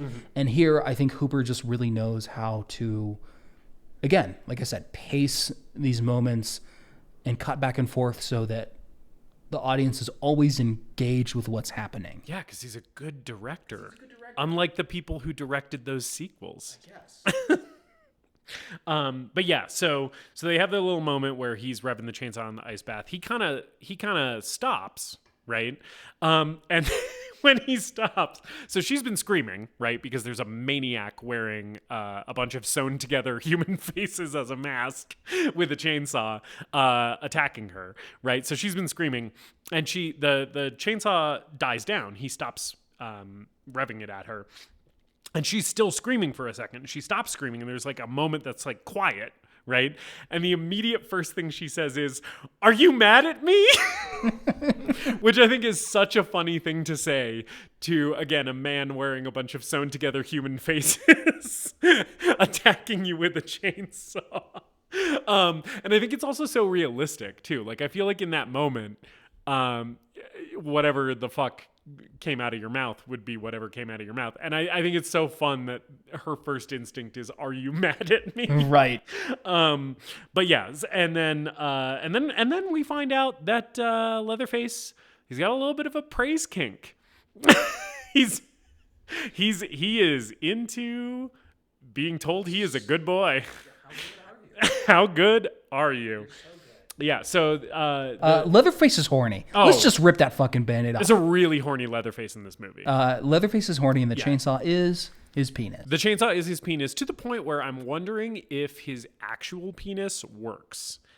Because it might be that this is an impotent man who is living vicariously through, like, he's inserting his chainsaw into, women or whatever, because he can't insert his actual member into anything because he's got a pee-pee floppy cock. Yeah, we get this uncomfortably long scene of him slowly inching the chainsaw up Stretch's leg. Yes. And Stretch is wearing like short little like denim shorts. Little jorts. Yeah. And Caroline Williams is such a trooper in this scene. Because it is we love this movie. We are big fans of this movie. This moment is somewhat objectifying. Sure. There's definitely some male gaze happening here, and I think it serves the movie. But it's, not necessarily progressive. It's an uncomfortable situation for an actress to be in. Right. And I think she's handling it like a trooper. And when you see Caroline Williams talk about this movie in like interviews and stuff, she's very positive on her experience. Like she seems like she had a good time making this movie. But it's also not the most progressive way that an actress has been treated in a role. But yeah, and so yeah, Leatherface is getting excited by the little jean shorts. He starts humping the chainsaw. He's maybe jerking off, or he's maybe touching the chainsaw. There is a moment he's like making little grunting noises, and his hand is doing something. Right. And I'm like, is he cranking his hog? There's something going on down there. And I don't like it. Yeah. And this is also a moment like the sequence with Chop Top that preceded this, where this movie is doing a really good job balancing horror and comedy. Because it's funny for Leatherface to be horny. Like, that is a funny idea. Yes. Right? But the way that Tobe Hooper is dealing with this scene, right? And how long he's lingering on both of them, right? The shots aren't cutting quickly. You're seeing a lot of her reacting and a lot of him being into her, right? And it accomplishes both things simultaneously in almost equal degrees, where you're like, this is very funny and very silly, but also it's really uncomfortable and really gross, right? Because this is like a murderous maniac who is like, sexually aroused by violence, essentially, right? And I think it does a really good job of balancing the two things at the same. And at this point, I think she does something to make him mad. I'm not sure what it is, but he sort of finishes. And I think that's what makes him mad. And then he just starts revving the chainsaw like he would normally. Yes, and I think maybe what sets him off. I have a reading of this, which is influenced by some of my knowledge of like true crime stuff. For listeners who are unaware, I'm like a huge true crime fanatic, and a lot of like real life serial killers. Not a lot, but a decent amount, right? Have issues with like impotence, right? And kind of my read on this scene is that he like can't get it up, right. And that's ultimately what ends up making him mad. Right. Is like she's acting like she's into him, and he's like, I'm ready to go, but my like biology won't cooperate, so I've got to just resort to the chainsaw because that's what works, right? Maybe I'm overthinking this very silly movie, but yeah. So he gets pissed off and he revs the chainsaw, and she starts screaming again. And yeah, we're back to the yelling and screaming portion of the film. And at this point, I think he leaves, and then he has an interaction with Chop Top, where Chop Top asks him if he killed her. Yes, and he nods, grunts and nods, and says, and implying that he did because he can't actually speak. They drag LG away. Yes, and Chop Top steals LG's little cowboy hat and says, "Giddy up!" And he's kind of running away, and he's honking like a little clown horn. Honka honka. And this is the best character that's ever been in any movie ever. He's just like me for real. Yeah. So then from there we go to Texas Battleland, which is like this strange abandoned amusement park. Okay, you say strange, but remember, we are in Texas. We are in Texas. And is there any state in the union more likely to have a themed attraction around war than the state of Texas? Honestly, I think the most unrealistic thing in this movie is the fact that this place apparently shut down, because I feel like the residents of Texas, especially in the 80s in the Reagan era, this place would be doing buku bucks. Oh yeah. They're like, oh, there's a theme park about war? Sign me up. My family's going to go every weekend. We're going to go right after church. We're going to go to church, and then we're going to the war park. But yeah, so the Sawyers have taken residence in Texas Battleland, which is a defunct attraction of some kind. Yeah. And Lefty and Stretch track the Sawyers back there. Yeah, and we find out here that that Lefty actually like set Stretch up, essentially. Yeah, he was using her as bait. Right. He essentially knew that if she played the tape on the air, the people who were responsible for the murders would like come and get her. And so he follows her that's how he gets there. He follows her to their like hideaway, because he knows that they just came to the radio station and fuck shit up. And there's this little bit where Stretch falls into some kind of sinkhole. It's a portal to hell. It's basically, it does just kind of open up. Your classic portal to hell. Lefty tries to get her out, but he can't. And she goes into the depths of Texas Battleland. Yeah. So Lefty goes to the back of his car. He turns off his headlights first, which I think is he's showing a lot of presence of mind here, making sure his battery doesn't die. In case he comes back from this suicide mission. Yes, yeah. In case I come back from this suicide mission, I don't want my battery to be dead because nobody's around at this abandoned amusement park to give me a jump. He goes to the back of his car, takes out the chainsaws that he's purchased. Yeah. Says, I don't remember exactly what he said, but I basically call it Lefty's chainsaw prayer. Yes. This is where we alluded to this before. Some of the weird, like religious crusade thing with him starts. Yes. In earnest. Because he truly does seem to be speaking to God for most of the remainder of this film. Yeah. This is his mission from God. Yes. Is to destroy this crazy cannibal family, and specifically to use chainsaws to do it. Yes. So he says his little prayer, then runs screaming with two chainsaws at his hip and one raised above his head, revving, into this sort of cave. Yes. Where he finds this mural of the Alamo that is somehow dripping blood. Yes. Then a bunch of guts spill out of the wall. This is the gut wall. It's your classic wall of guts. You know, the gut wall. And then he says, "It's the devil's playground." It's the devil's playground. And then decides to just destroy the place Yes. and shout, "I'm bringing it all down!" Bring it all down! Over and over and over. So this is the moment, the wallow guts, your classic wallow guts, is where we enter what I like to call the weird little guy yelling insane bullshit portion of the film. This will be Dennis Hopper for the majority of the rest of this feature. Yes, but I say it's a portion of the film because I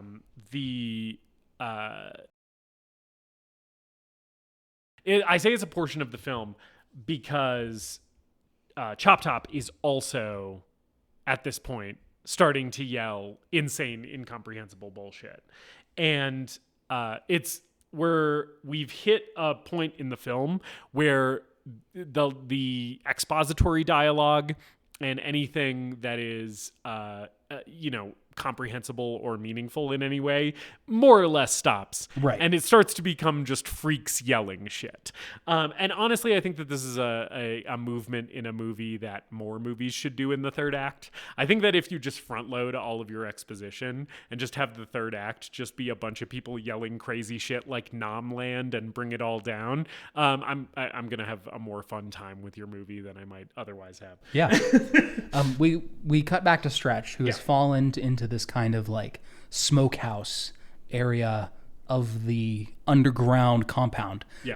Where there's meats of questionable origin hanging all over the place. It's people meat. It's people. They're making people sausages. And presumably selling them, which is a thing that we sort of touch on later with Drayton, where he does have a food truck. And he's also talking about like rival businesses and stuff. I think this guy is like a full-on businessman and is like a meat producer who is like selling this to presumably restaurants, grocery stores, which is crazy because they live in an abandoned theme park. And I'm wondering, does he have like an outside processing plant that he's taking this stuff to make it look more legit? Or is like the Cisco truck like picking up deliveries from Texas Battleland? Yeah, it seems like there's a bit of a theme here with the corporatization of America in the 80s, as opposed to the 70s, where he's talking about being shut out by all these food health places and other rival businesses that are trying to crush the dreams of a American small business owner. Yeah. So anyway, Stretch is in the smokehouse. Right. And Leatherface comes in to start skinning someone, and it turns out to be LG. And I love this little visual joke with him holding like the electric turkey knife instead of a chainsaw and kind of revving it up to start skinning LG. It's like a tiny chainsaw. It's a mini chainsaw. And eventually he notices that Stretch is down there with him, and Stretch has taken the hint that Leatherface is maybe a little fond of her. Yeah, I think she knows why she lived last time they met. Right. Yeah. And she tries to get him to help her escape or something. And he's cut off LG's face at this point and just kind of puts it on her face. Yes, and her reaction I think is so funny and so horrifying at the same time, which is it wet? Oh, it's wet.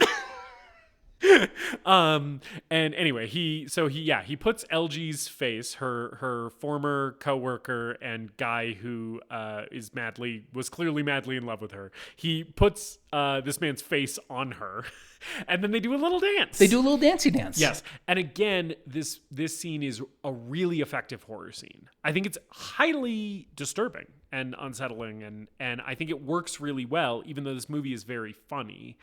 I think this sequence works really well as a horror scene. Yeah, I think this scene in general is a great showcase of what works so well in this movie, the balance of the horror and comedy, because it is very funny to see Leatherface give Stretch a face. Yes, but it's also fucking scary. Yes, and Caroline Williams is selling so well that this is really, really fucked up and really scary, and the dancing goes on a little too long for it to be funny, and so like the dancing goes on, and eventually you're like, oh, ha ha ha, Leatherface dancing with her wearing this guy's face, he's so goofy and weird, and eventually it gets to the point where you're like starting to get uncomfortable. She's so good in this because she can play this is definitely, I think, a more well-rounded character than Sally Hardesty in the first one, where Marilyn Burns just kind of has to operate a lot on instinct. And I know that during those dinner scenes at the end of the film, she herself was actually pretty exhausted and tired. So a lot of that in her performance is genuine. Right. But there's an actual character here with Stretch. Yes. And Caroline Williams knows how to play like the slick, cool radio DJ. She knows how to play that, kind of good old girl next door, Texas woman kind of thing. And she can also do the Scream Queen thing. And she knows how to add variation and different kinds of screams to her performance. And then, of course, at the end, she can play that kind of stronger presence that she has at the end of the film. Right. She's great. Like, one of the best things about this film by far. Yeah. So anyway, she's wearing LG's face, and then Leatherface gets called away by Drayton or something, or some noise distracts him. I don't exactly remember, but he leaves, right? And so, he ties her up before he leaves. So she's tied up, and she can't remove LG's face from her own face. He's also put the hat on her too. Yes. Which I like. I like that his thing is like, I put his face and hat on you, and now I'm like making you do a little dance, and it's like he's alive again. Yes. Right? Is like, it seems to be how Leatherface's brain is working, which is very interesting. But anyway, so he leaves, she's tied up, she can't get the face or hat off. And then LG, who has been hammered in the head a dozen times, and had a large amount of his skin cut off, gets up. And this is... LG has one of the worst fates in any horror movie I've ever seen. Yeah. It's his death. I'm like, I would rather have so many deaths in horror movies than this death. Tom Savini read this part in the script, cracked his knuckles and said, all right, boys, let's get to fucking work. Tom Savini, baby. Because this is, I think I remember in the bonus feature that I watched, he was very specific about like, we want these to be anatomically accurate pieces to show this person, what it would look like if a person actually had their face and like half of their body skinned off. Yeah. And it looks incredible. It's so gross. It's so scary. And then so LG wakes up. He does one of his classic character things, which we haven't alluded to before, which is he spits. Yes. That's how you know that it's him before you see the LG tattoo. Yes. And so he's sort of half or maybe quarter present, because he's had his head hit with a hammer so many times that his brain is not doing good. And he's also lost most of his skin. So he seems like sort of partially lucid, right? And he ends up helping Stretch. He gets a knife. There's a knife laying around because it's a slaughterhouse. And he has a few kind of like missed strokes, but he eventually like cuts her ropes or whatever. And then he succumbs to his wounds and dies. And says, looks like I'm falling apart on you, dear. Yes. Or darling, which is hilarious and very sad. Yes. It's such a great line from him. And I love his last words, which is he does like a death rattle, and then he goes, shit. And then just fucking dies. And again, like, it is played seriously and also and it's kind of sad, but it's also hilarious. Right. Like, shit is definitely a punchline. Right. But the tone of the scene before he says that is really dark. And after he dies, Stretch goes over to him and, like, I think she says, I love you. Yes. She also puts his face back on his face, which again is very funny. Yes. And also sad and treated very kind of solemnly. Yes. And there's like a bunch of like squishing noises when she's putting it into position, which I was like, that's so gross and such a nice detail that it's like when she's putting it back, and I'm like, oh yeah. Anyway, so Stretch is free now.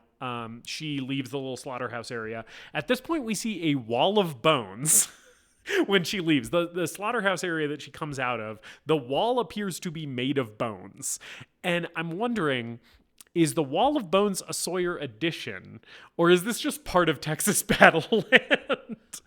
There are so many bones in this movie. There's a lot of bones. So she makes it into the main room of the underground compound, and we transition right into it with bringing up the bones.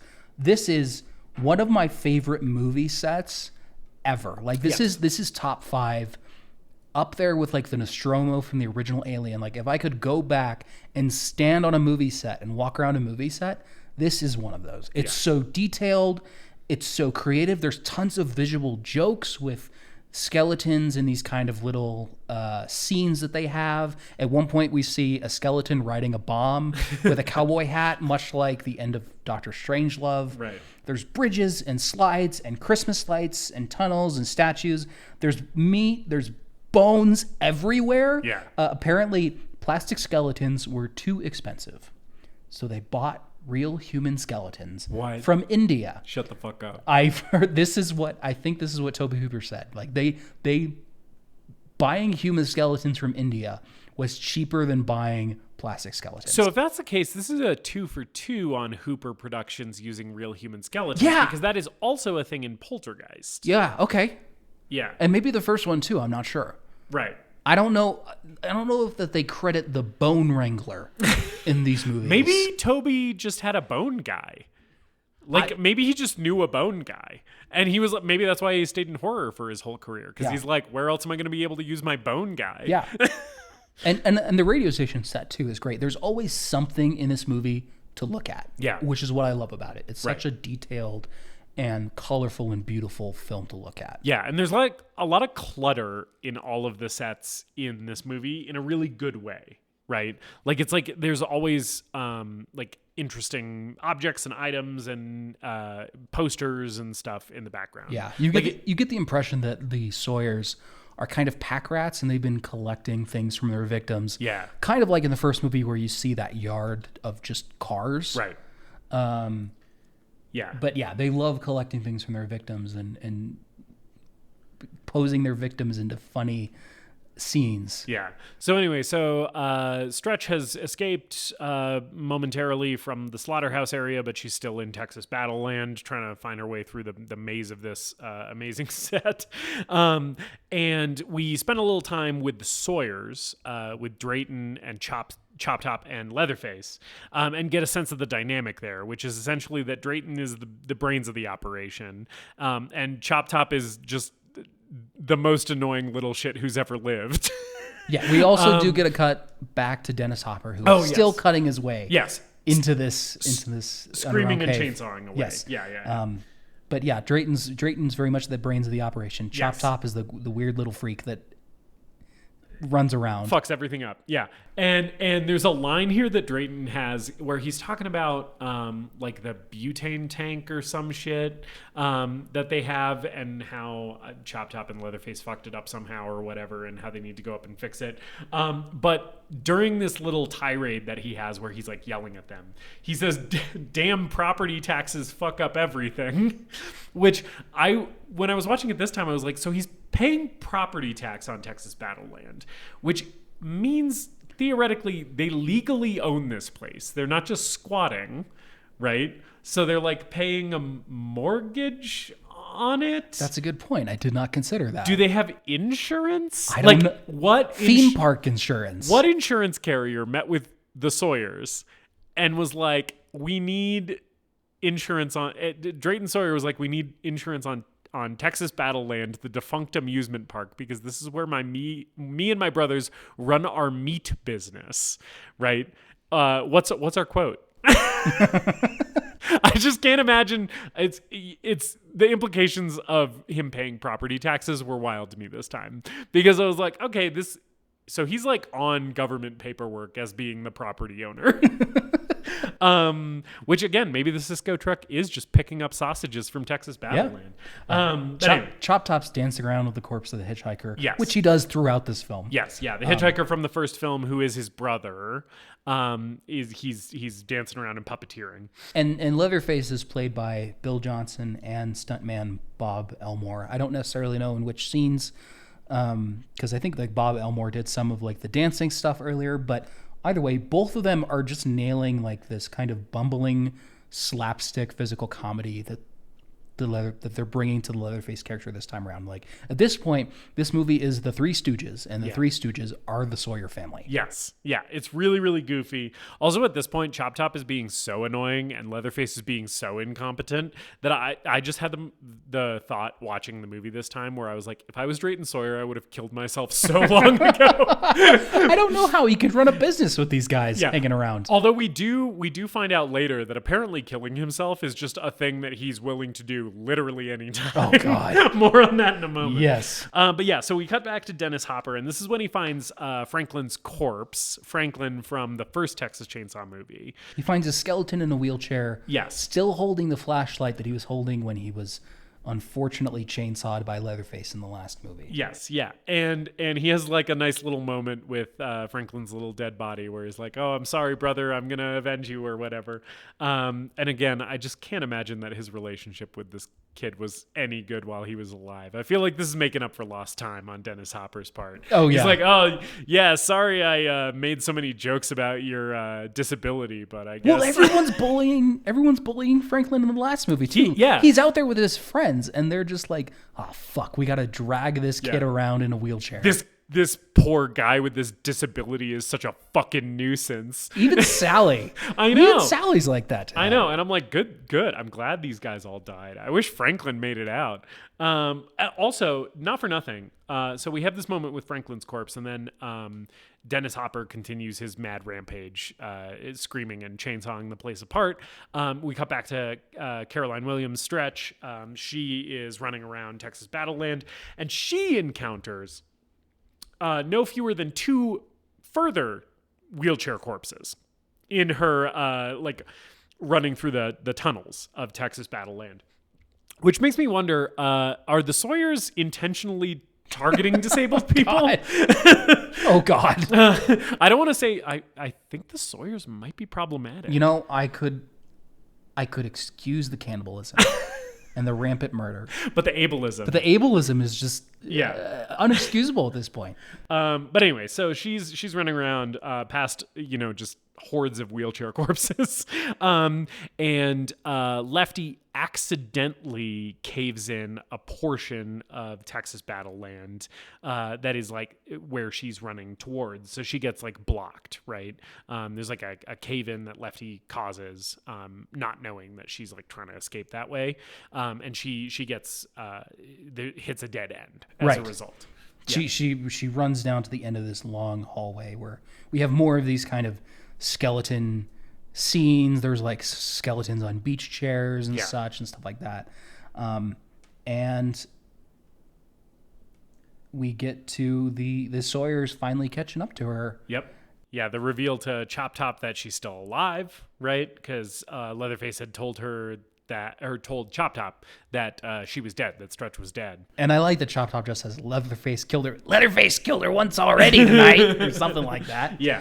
And Leatherface is doing a lot of really good eye and mouth acting in this scene because Leatherface obviously wears a mask of stitched together human faces.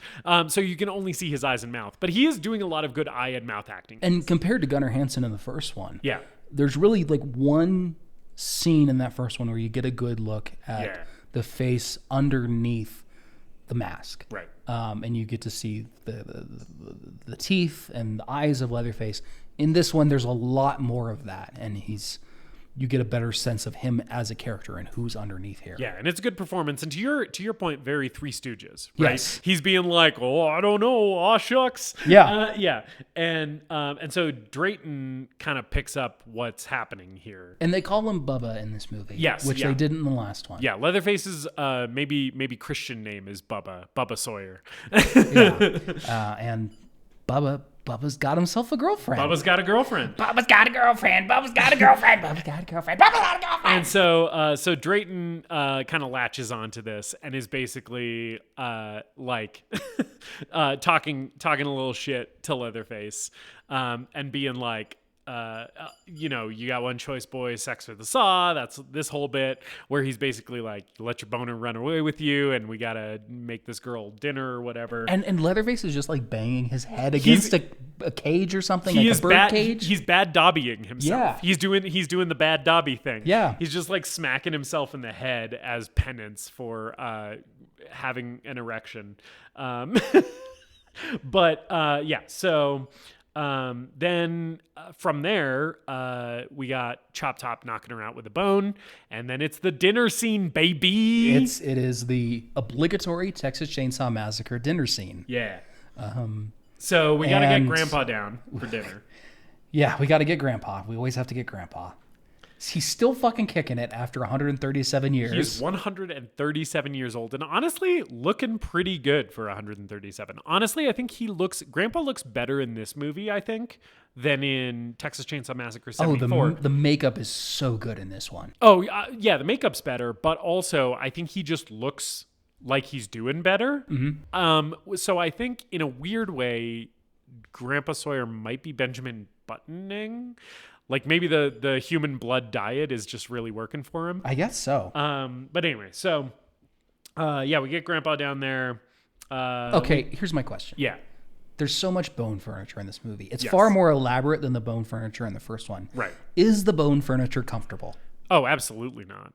No, it's a fashion thing. It's like mid-century modern furniture isn't comfortable either. You've sat on our couch. We have one of those little like spindly mid-century modern couches, and it looks really nice, but it's not comfortable. That's true. I think this is a similar thing. I think it's stylistic. I love the big sculpture they have too, with like the cows. It's like a cow skull Jesus sculpture or something. It's huge. It looks so good. They're artists as well as meat purveyors. You know, they could run a nice little Etsy store with this bone furniture. Oh, I'm sure These bone sculptures. I'm sure if the Sawyer family continued into the 21st century, they would be doing buku bucks on Etsy. Yeah. Yeah. No, they'd be selling and they'd be like, oh, yeah, all the bones are ethically sourced or whatever. And, people would be buying that shit left and right. And I love this long take that Tobe Hooper does where he starts in really tight on Stretch's chair as she wakes up. And he pulls the camera back over the table and then kind of pulls it back in to sort of reinforce that terror setting in, and then zooms back out again even farther as they bring in Grandpa. Yeah. It gives you a good sense of the situation that she's in. It showcases the set in a really interesting way. You can kind of see what is on the dinner table. They have like a bowl of chips, which I thought was funny. There's also a bottle of barbecue sauce, which I appreciated. I was like, if you're gonna have your people barbecue, you're gonna want to sauce it up. Also in this scene, we get Drayton doing his little monologue about how automation ruined his job at the slaughterhouse or Grandpa's job at the slaughterhouse, I think, right? Like, oh, the automation and the air guns and everything, which is kind of a thing that's touched on in the first movie as well. Drayton has a little monologue about how the meat industry, all the automation, like, pushed people out of work, which got me thinking, like, with AI now in the 21st century, are we just going to be creating a bunch of leather faces? God. People are going to be out of a job. Fast food workers are going to be, like, replaced by robots or whatever the fuck, and they're just, like, all going to go, I'm gonna become a Leatherface. I am going to become the Leatherface. And they're gonna all be living in Texas Battleland.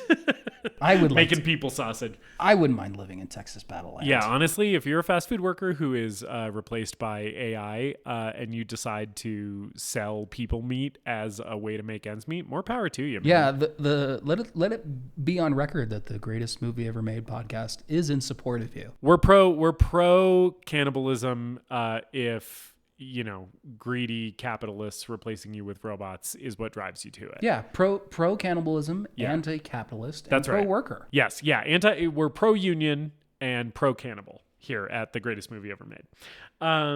So anyway, so here we have the dinner scene, all the classic Texas Chainsaw Massacre dinner scene stuff. We got to give Grandpa the hammer. He's got to hit her in the head. I think he's maybe doing some of these false swings and dropping the hammer on purpose. We get the close up of him and it looks like he's having fun. Yeah, they're definitely playing it playing the comedy a little bit more than they are in the first one, obviously. Yeah. But the first one is such that moment in the first one, it's such an intense moment. Yeah. And such a strange, wild moment that here you kind of expect it, and it's played a little bit more humorously. I love there's a couple shots of Grandpa licking Chop Top's coat hanger. Oh, yeah. Yep. And we get this very uncomfortable, very long zoom into a close-up of Grandpa laughing. Really close. And the makeup is so gross. It's kind of hard to watch in a fun way, right? Because it is just so viscerally disgusting. And then right around here, so Stretch is, she's under the hammer, and she gets a couple of swipes at her head. I think is momentarily knocked unconscious, and then Lefty Enright, who's been screaming and chainsawing beams apart this whole time, finally shows up. I hate it when dinner gets interrupted by Dennis Hopper swinging a chainsaw and singing hymns. Some hymn, yeah. Just like glory hallelujah his way into this fucking cave. So he shows up. He's singing hymns and like in their vents or whatever the fuck. And then he hops down and he's there with his chainsaws. And Drayton Sawyer immediately thinks that he has been sent by a rival food business. I'm the Lord of the Harvest. Yes. So what is that? Some health food bunch? Some new health food bunch? Yeah. So Drayton Sawyer immediately is not like, this is law enforcement coming because we've murdered all of these people. He's like, no, these are those motherfuckers who are selling granola bars. He's the Lord of the Harvest. And then, man, we basically transition straight into Chainsaw Duel from here. Chainsaw Duel! Yeah. So Dennis Hopper and Leatherface are fighting with chainsaws. If we're going with the chainsaw as penis metaphor, Leatherface's is bigger, which I think it's important to acknowledge. It's a huge chainsaw. It's a really big chainsaw, and Dennis Hopper's is a little smaller, but he's a shorter guy. But he's versatile. So he's got a few at this point that he can whack around. So they're fighting. They're fighting with chainsaws. I wrote down live by the chainsaw, die by the chainsaw. So they're fighting. At this point, Stretch eventually wakes back up, runs away. Chop Top is in pursuit, right? So he's kind of chasing her down while the duel's going on. Actually, before they start fighting, Dennis Hopper does chainsaw Drayton Sawyer in the ass. Yes. Yeah. And I think Drayton looks at his cut, or it gets cut at some point, and he says, "Sure burned my beans bad on that one." Yes. Which is another great line. The small businessman always gets it in the ass. Yeah. He burned his beans bad. And this is where Drayton Sawyer is hiding under the dinner table with his chainsawed ass. And he pulls down the corpse of the hitchhiker from the first movie. And he's looking for something. He's says like the old fuck you plan or whatever, right? He's alluding to some kind of thing that the hitchhiker has on his person, and we come to find out it's a live grenade. It's a lucky grenade. Yes. It's a lucky grenade. That he just had in his pouch, which I'm like, in the first movie when they picked him up and had him in the van, did he have it? A live grenade I don't know. Whole scene? But anyway, so he's under the table, he's got the grenade. And then we got Chainsaw Duel still going on. Dennis Hopper eventually kind of gets the upper hand here and impales Leatherface with a running chainsaw. Yeah, this is maybe my favorite Tom Savini effect in this movie. It's so good. It's he explained it as like the arrow through the head gag, where you have the chainsaw on one end, a brace that wraps around the actor, and then the chainsaw on the other end, and each end of the chainsaw is running separately on its own motor. Right. And it looks so good. It looks crazy. You get a good kind of a good shot of it, and there's just guts spilling out of Leatherface's stomach. How he manages to survive this, I have no idea. Well, it's a stomach wound. It would take a while to bleed out, probably.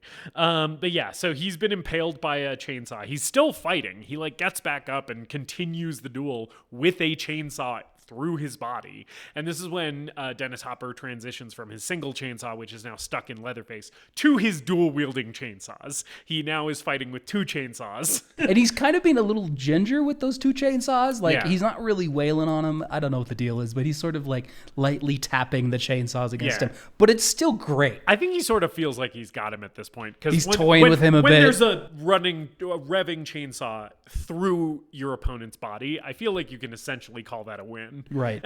So he's just kind of messing with him at this point. But yeah, so we have Chop Top has pursued Stretch sort of out of the tunnels here, and Drayton Sawyer pulls the pin out of this grenade. One of the chainsaws like goes through the table and knocks the grenade out of Drayton's hands. So what happens is Grandpa's still fucking around with this hammer. Oh yeah, I forgot about Grandpa this. throws the hammer. Yep. It hits Leatherface. The chainsaw goes through the table and hits the cook. He drops the grenade. Yes. Dennis Hopper raises his chainsaws in victory and screams, and everyone fucking explodes. And Grandpa, after throwing the hammer, the force of throwing the hammer knocks him backwards. So he falls over and probably dies from the fall because he's 137 years old and then is blown up by a grenade. This is the point of the movie in which I clapped. Yes, yeah, good movie. Good movie. A thing that David does, and I've seen him do this in person when we're watching movies at one of our respective homes, is if a movie pleases him, he will clap his hands together and say, "Good movie, yay!" This is the portion of the film in which David clapped and told the movie it was doing a good job. A moment here that I wanted to hone in on when Stretch is getting away from Chop Top in this sequence is she breaks a lamp and electrocutes his plate with the lamp, right? So she breaks the bulb and zaps him in the metal plate in his head. Yes. And I had a thought where I was like, what if zapping Chop Top's plate made him normal? It's surely gotta fucking hurt. What if like she electrocuted him and then he got up and he was like, "Oh, sorry, lady. Like, I didn't mean to be doing all that. Sorry." Because it's hard to overstate how fucking insane he is for the majority of this movie. And I was like, maybe that's just what he needed. Maybe she would just shock him and he would just be like, "Oh gosh, I didn't mean to be eating all those people. Thanks for fixing me. Bye." But that's not what happened. So Chop Top kind of chases Stretch. They're above ground at this point. They chase a Stretch up this kind of mountain staircase structure that's part of the amusement park. Yeah. There's this little bit where Stretch kind of goes over the railing, and we get up to the top of the mountain, and there's a room up there, and who's up there but Grandma? Yeah. Grandma, who looks like a freeze-dried Jabba the Hutt, holding a chainsaw in her hands, up there in chainsaw heaven, as Drayton alludes to earlier in the film. Is she alive? Okay, so I can't tell. There's like some subtle head movement. Yeah. So Stretch pulls the chainsaw out of this mummy's hands, right? And Chop Top's response is, "You killed her, you hog bitch." And I wonder if the Sawyers have a delusion that she's alive, or if she actually is. Right. It's unclear. Yeah, but she does look like a mummy. She looks like the most dead that anyone has ever been in any movie I've seen. Yeah. So she's got a chainsaw in her lap because it's a chainsaw family, man. The saw is family. Yeah. And so Stretch pulls the chainsaw out of her hands and uses it to kind of get the upper hand on Chop Top here, who is using a straight razor to cut the shit out of her back while she's trying to rev this chainsaw up. But she attacks him with the chainsaw. Yep. And he kind of falls back off the mountain. Yeah, gets him in the gut. It's another really good Tom Savini effect. It's a good effect. Yeah. And he falls down this pipe. Yeah. And we get this lovely wide shot that zooms out on Stretch on the kind of balcony of this mountain. Yeah. Raising the chainsaw above her head and screaming. Yeah. And doing a chainsaw dance. Chainsaw victory dance, baby. Much like Leatherface in the first one. Yes. Does this moment work for you? Because there's a few callbacks to the first one. Yeah. And the chainsaw dance at the end becomes a running thing in these movies. Yeah. I haven't seen all of them, but in 3 and 4, they do another chainsaw dance. Right. And it's like, okay, you're just doing the chainsaw dance to do the chainsaw dance. Right. The first time I saw this movie, I don't know that this moment specifically worked for me. Upon rewatches, I have grown to appreciate it. And I think part of it is that Caroline Williams sells the shit out of it. Yeah. Right? Because it's like she has hit the moment that Sally Hardesty also hits in the first movie, where so much fucked up shit has happened to her that she is like fundamentally broken at the end of this movie. Like you get the feeling from this character that this person is never going to be okay again. Right. Because of what they have seen and experienced. And I think Caroline Williams leans into the insanity enough in this final moment where she's dancing around with that chainsaw that it works for me. I would agree. And I think also because he frames it so differently than the other movies kind of frame Leatherface's chainsaw dance like it's framed in the first one. Yeah. The other thing is I think she's also playing a bit of strength with this character that we don't get out of Sally Hardesty at the end of the last one. Yeah. And of course, I think one of the problematic issues of the final girl is the final girl gains strength by overcoming all of this traumatic shit that happens during the course of this movie. Right. But to me, at this part of the film, it rings as a little bit more triumphant, right, in some way. It also is not for nothing. We've been talking about the chainsaw as kind of the phallic symbol of this movie, right? Right. It is not for nothing. Like she kind of takes this thing that's been terrorizing her, which is a chainsaw, but also kind of like the male gaze and a penis, right? And she kind of takes ownership of it and chooses not to be threatened by it anymore, and instead is basically like, I have power over this thing, which I think like there's like a feminist angle that you could kind of apply to it as well. I think so too. Yeah. Yeah. And with that, that's the end of Texas Chainsaw Massacre 2. Duh. That is the Texas Chainsaw Massacre Part 2. So, as we alluded to at the beginning of the show, Justus, is the Texas Chainsaw Massacre 2 the greatest movie ever made? David, I am a huge fan of Texas Chainsaw Massacre 1974. I'm a big fan of this movie. I haven't seen any of the subsequent entries in this franchise. I'm excited to eventually dive into them. But I will say, after watching this movie this week for this record, and watching this movie many, many times over the last few years, I can confidently say that the Texas Chainsaw Massacre 2, directed by Tobe Hooper. The Texas Chainsaw Massacre 2, directed by Tobe Hooper from 1986, is definitively the greatest movie ever made. David, is the Texas Chainsaw Massacre 2 from 1986, directed by Tobe Hooper, the greatest movie ever made? I'm so glad you asked that question. So, I watched the director's commentary for this.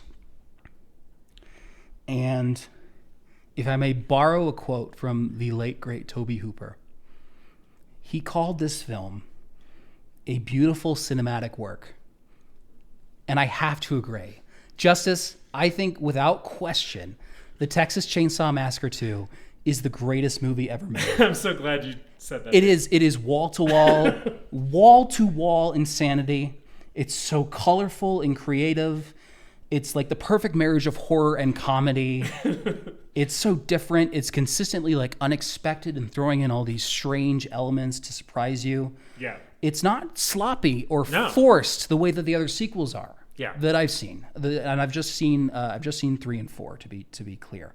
Those movies play up the comedic angle and it feels forced. It feels sloppy. Yeah. Tobe Hooper has a lot of control over this movie. He knows exactly what he wants to accomplish with this movie, and it showcases. Yep. I fucking love this movie more than anything else in the world. Yeah. You heard it here first on the Greatest Movie Ever Made podcast.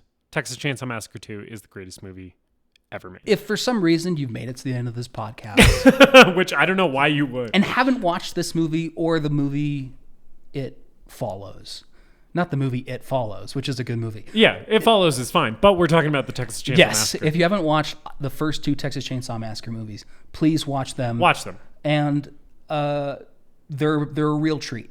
And with that closes the first episode of the Greatest Movie Ever Made podcast, and that is the Texas Chainsaw Massacre 2 from 1986, directed by the late great Tobe Hooper. Not Hobie Tooper, as I said a little bit ago.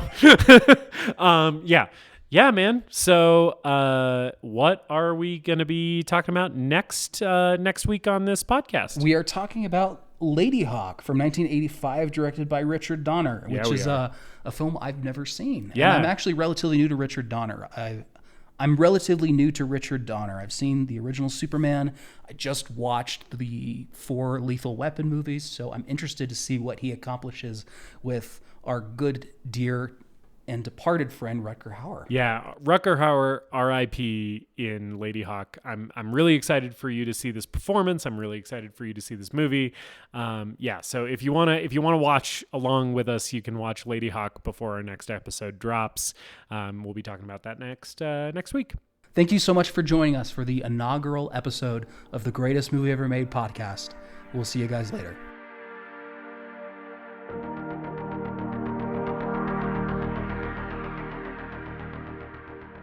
Thank you for listening to this episode of The Greatest Movie Ever Made. You can find us on social media at TGMEM_podcast, or you can send us an email at thegreatestmoviepodcast@gmail.com. Recommend a movie that you want us to watch there. Also, please remember to like, review, and follow us everywhere, subscribe, and we'll see you later. Thanks.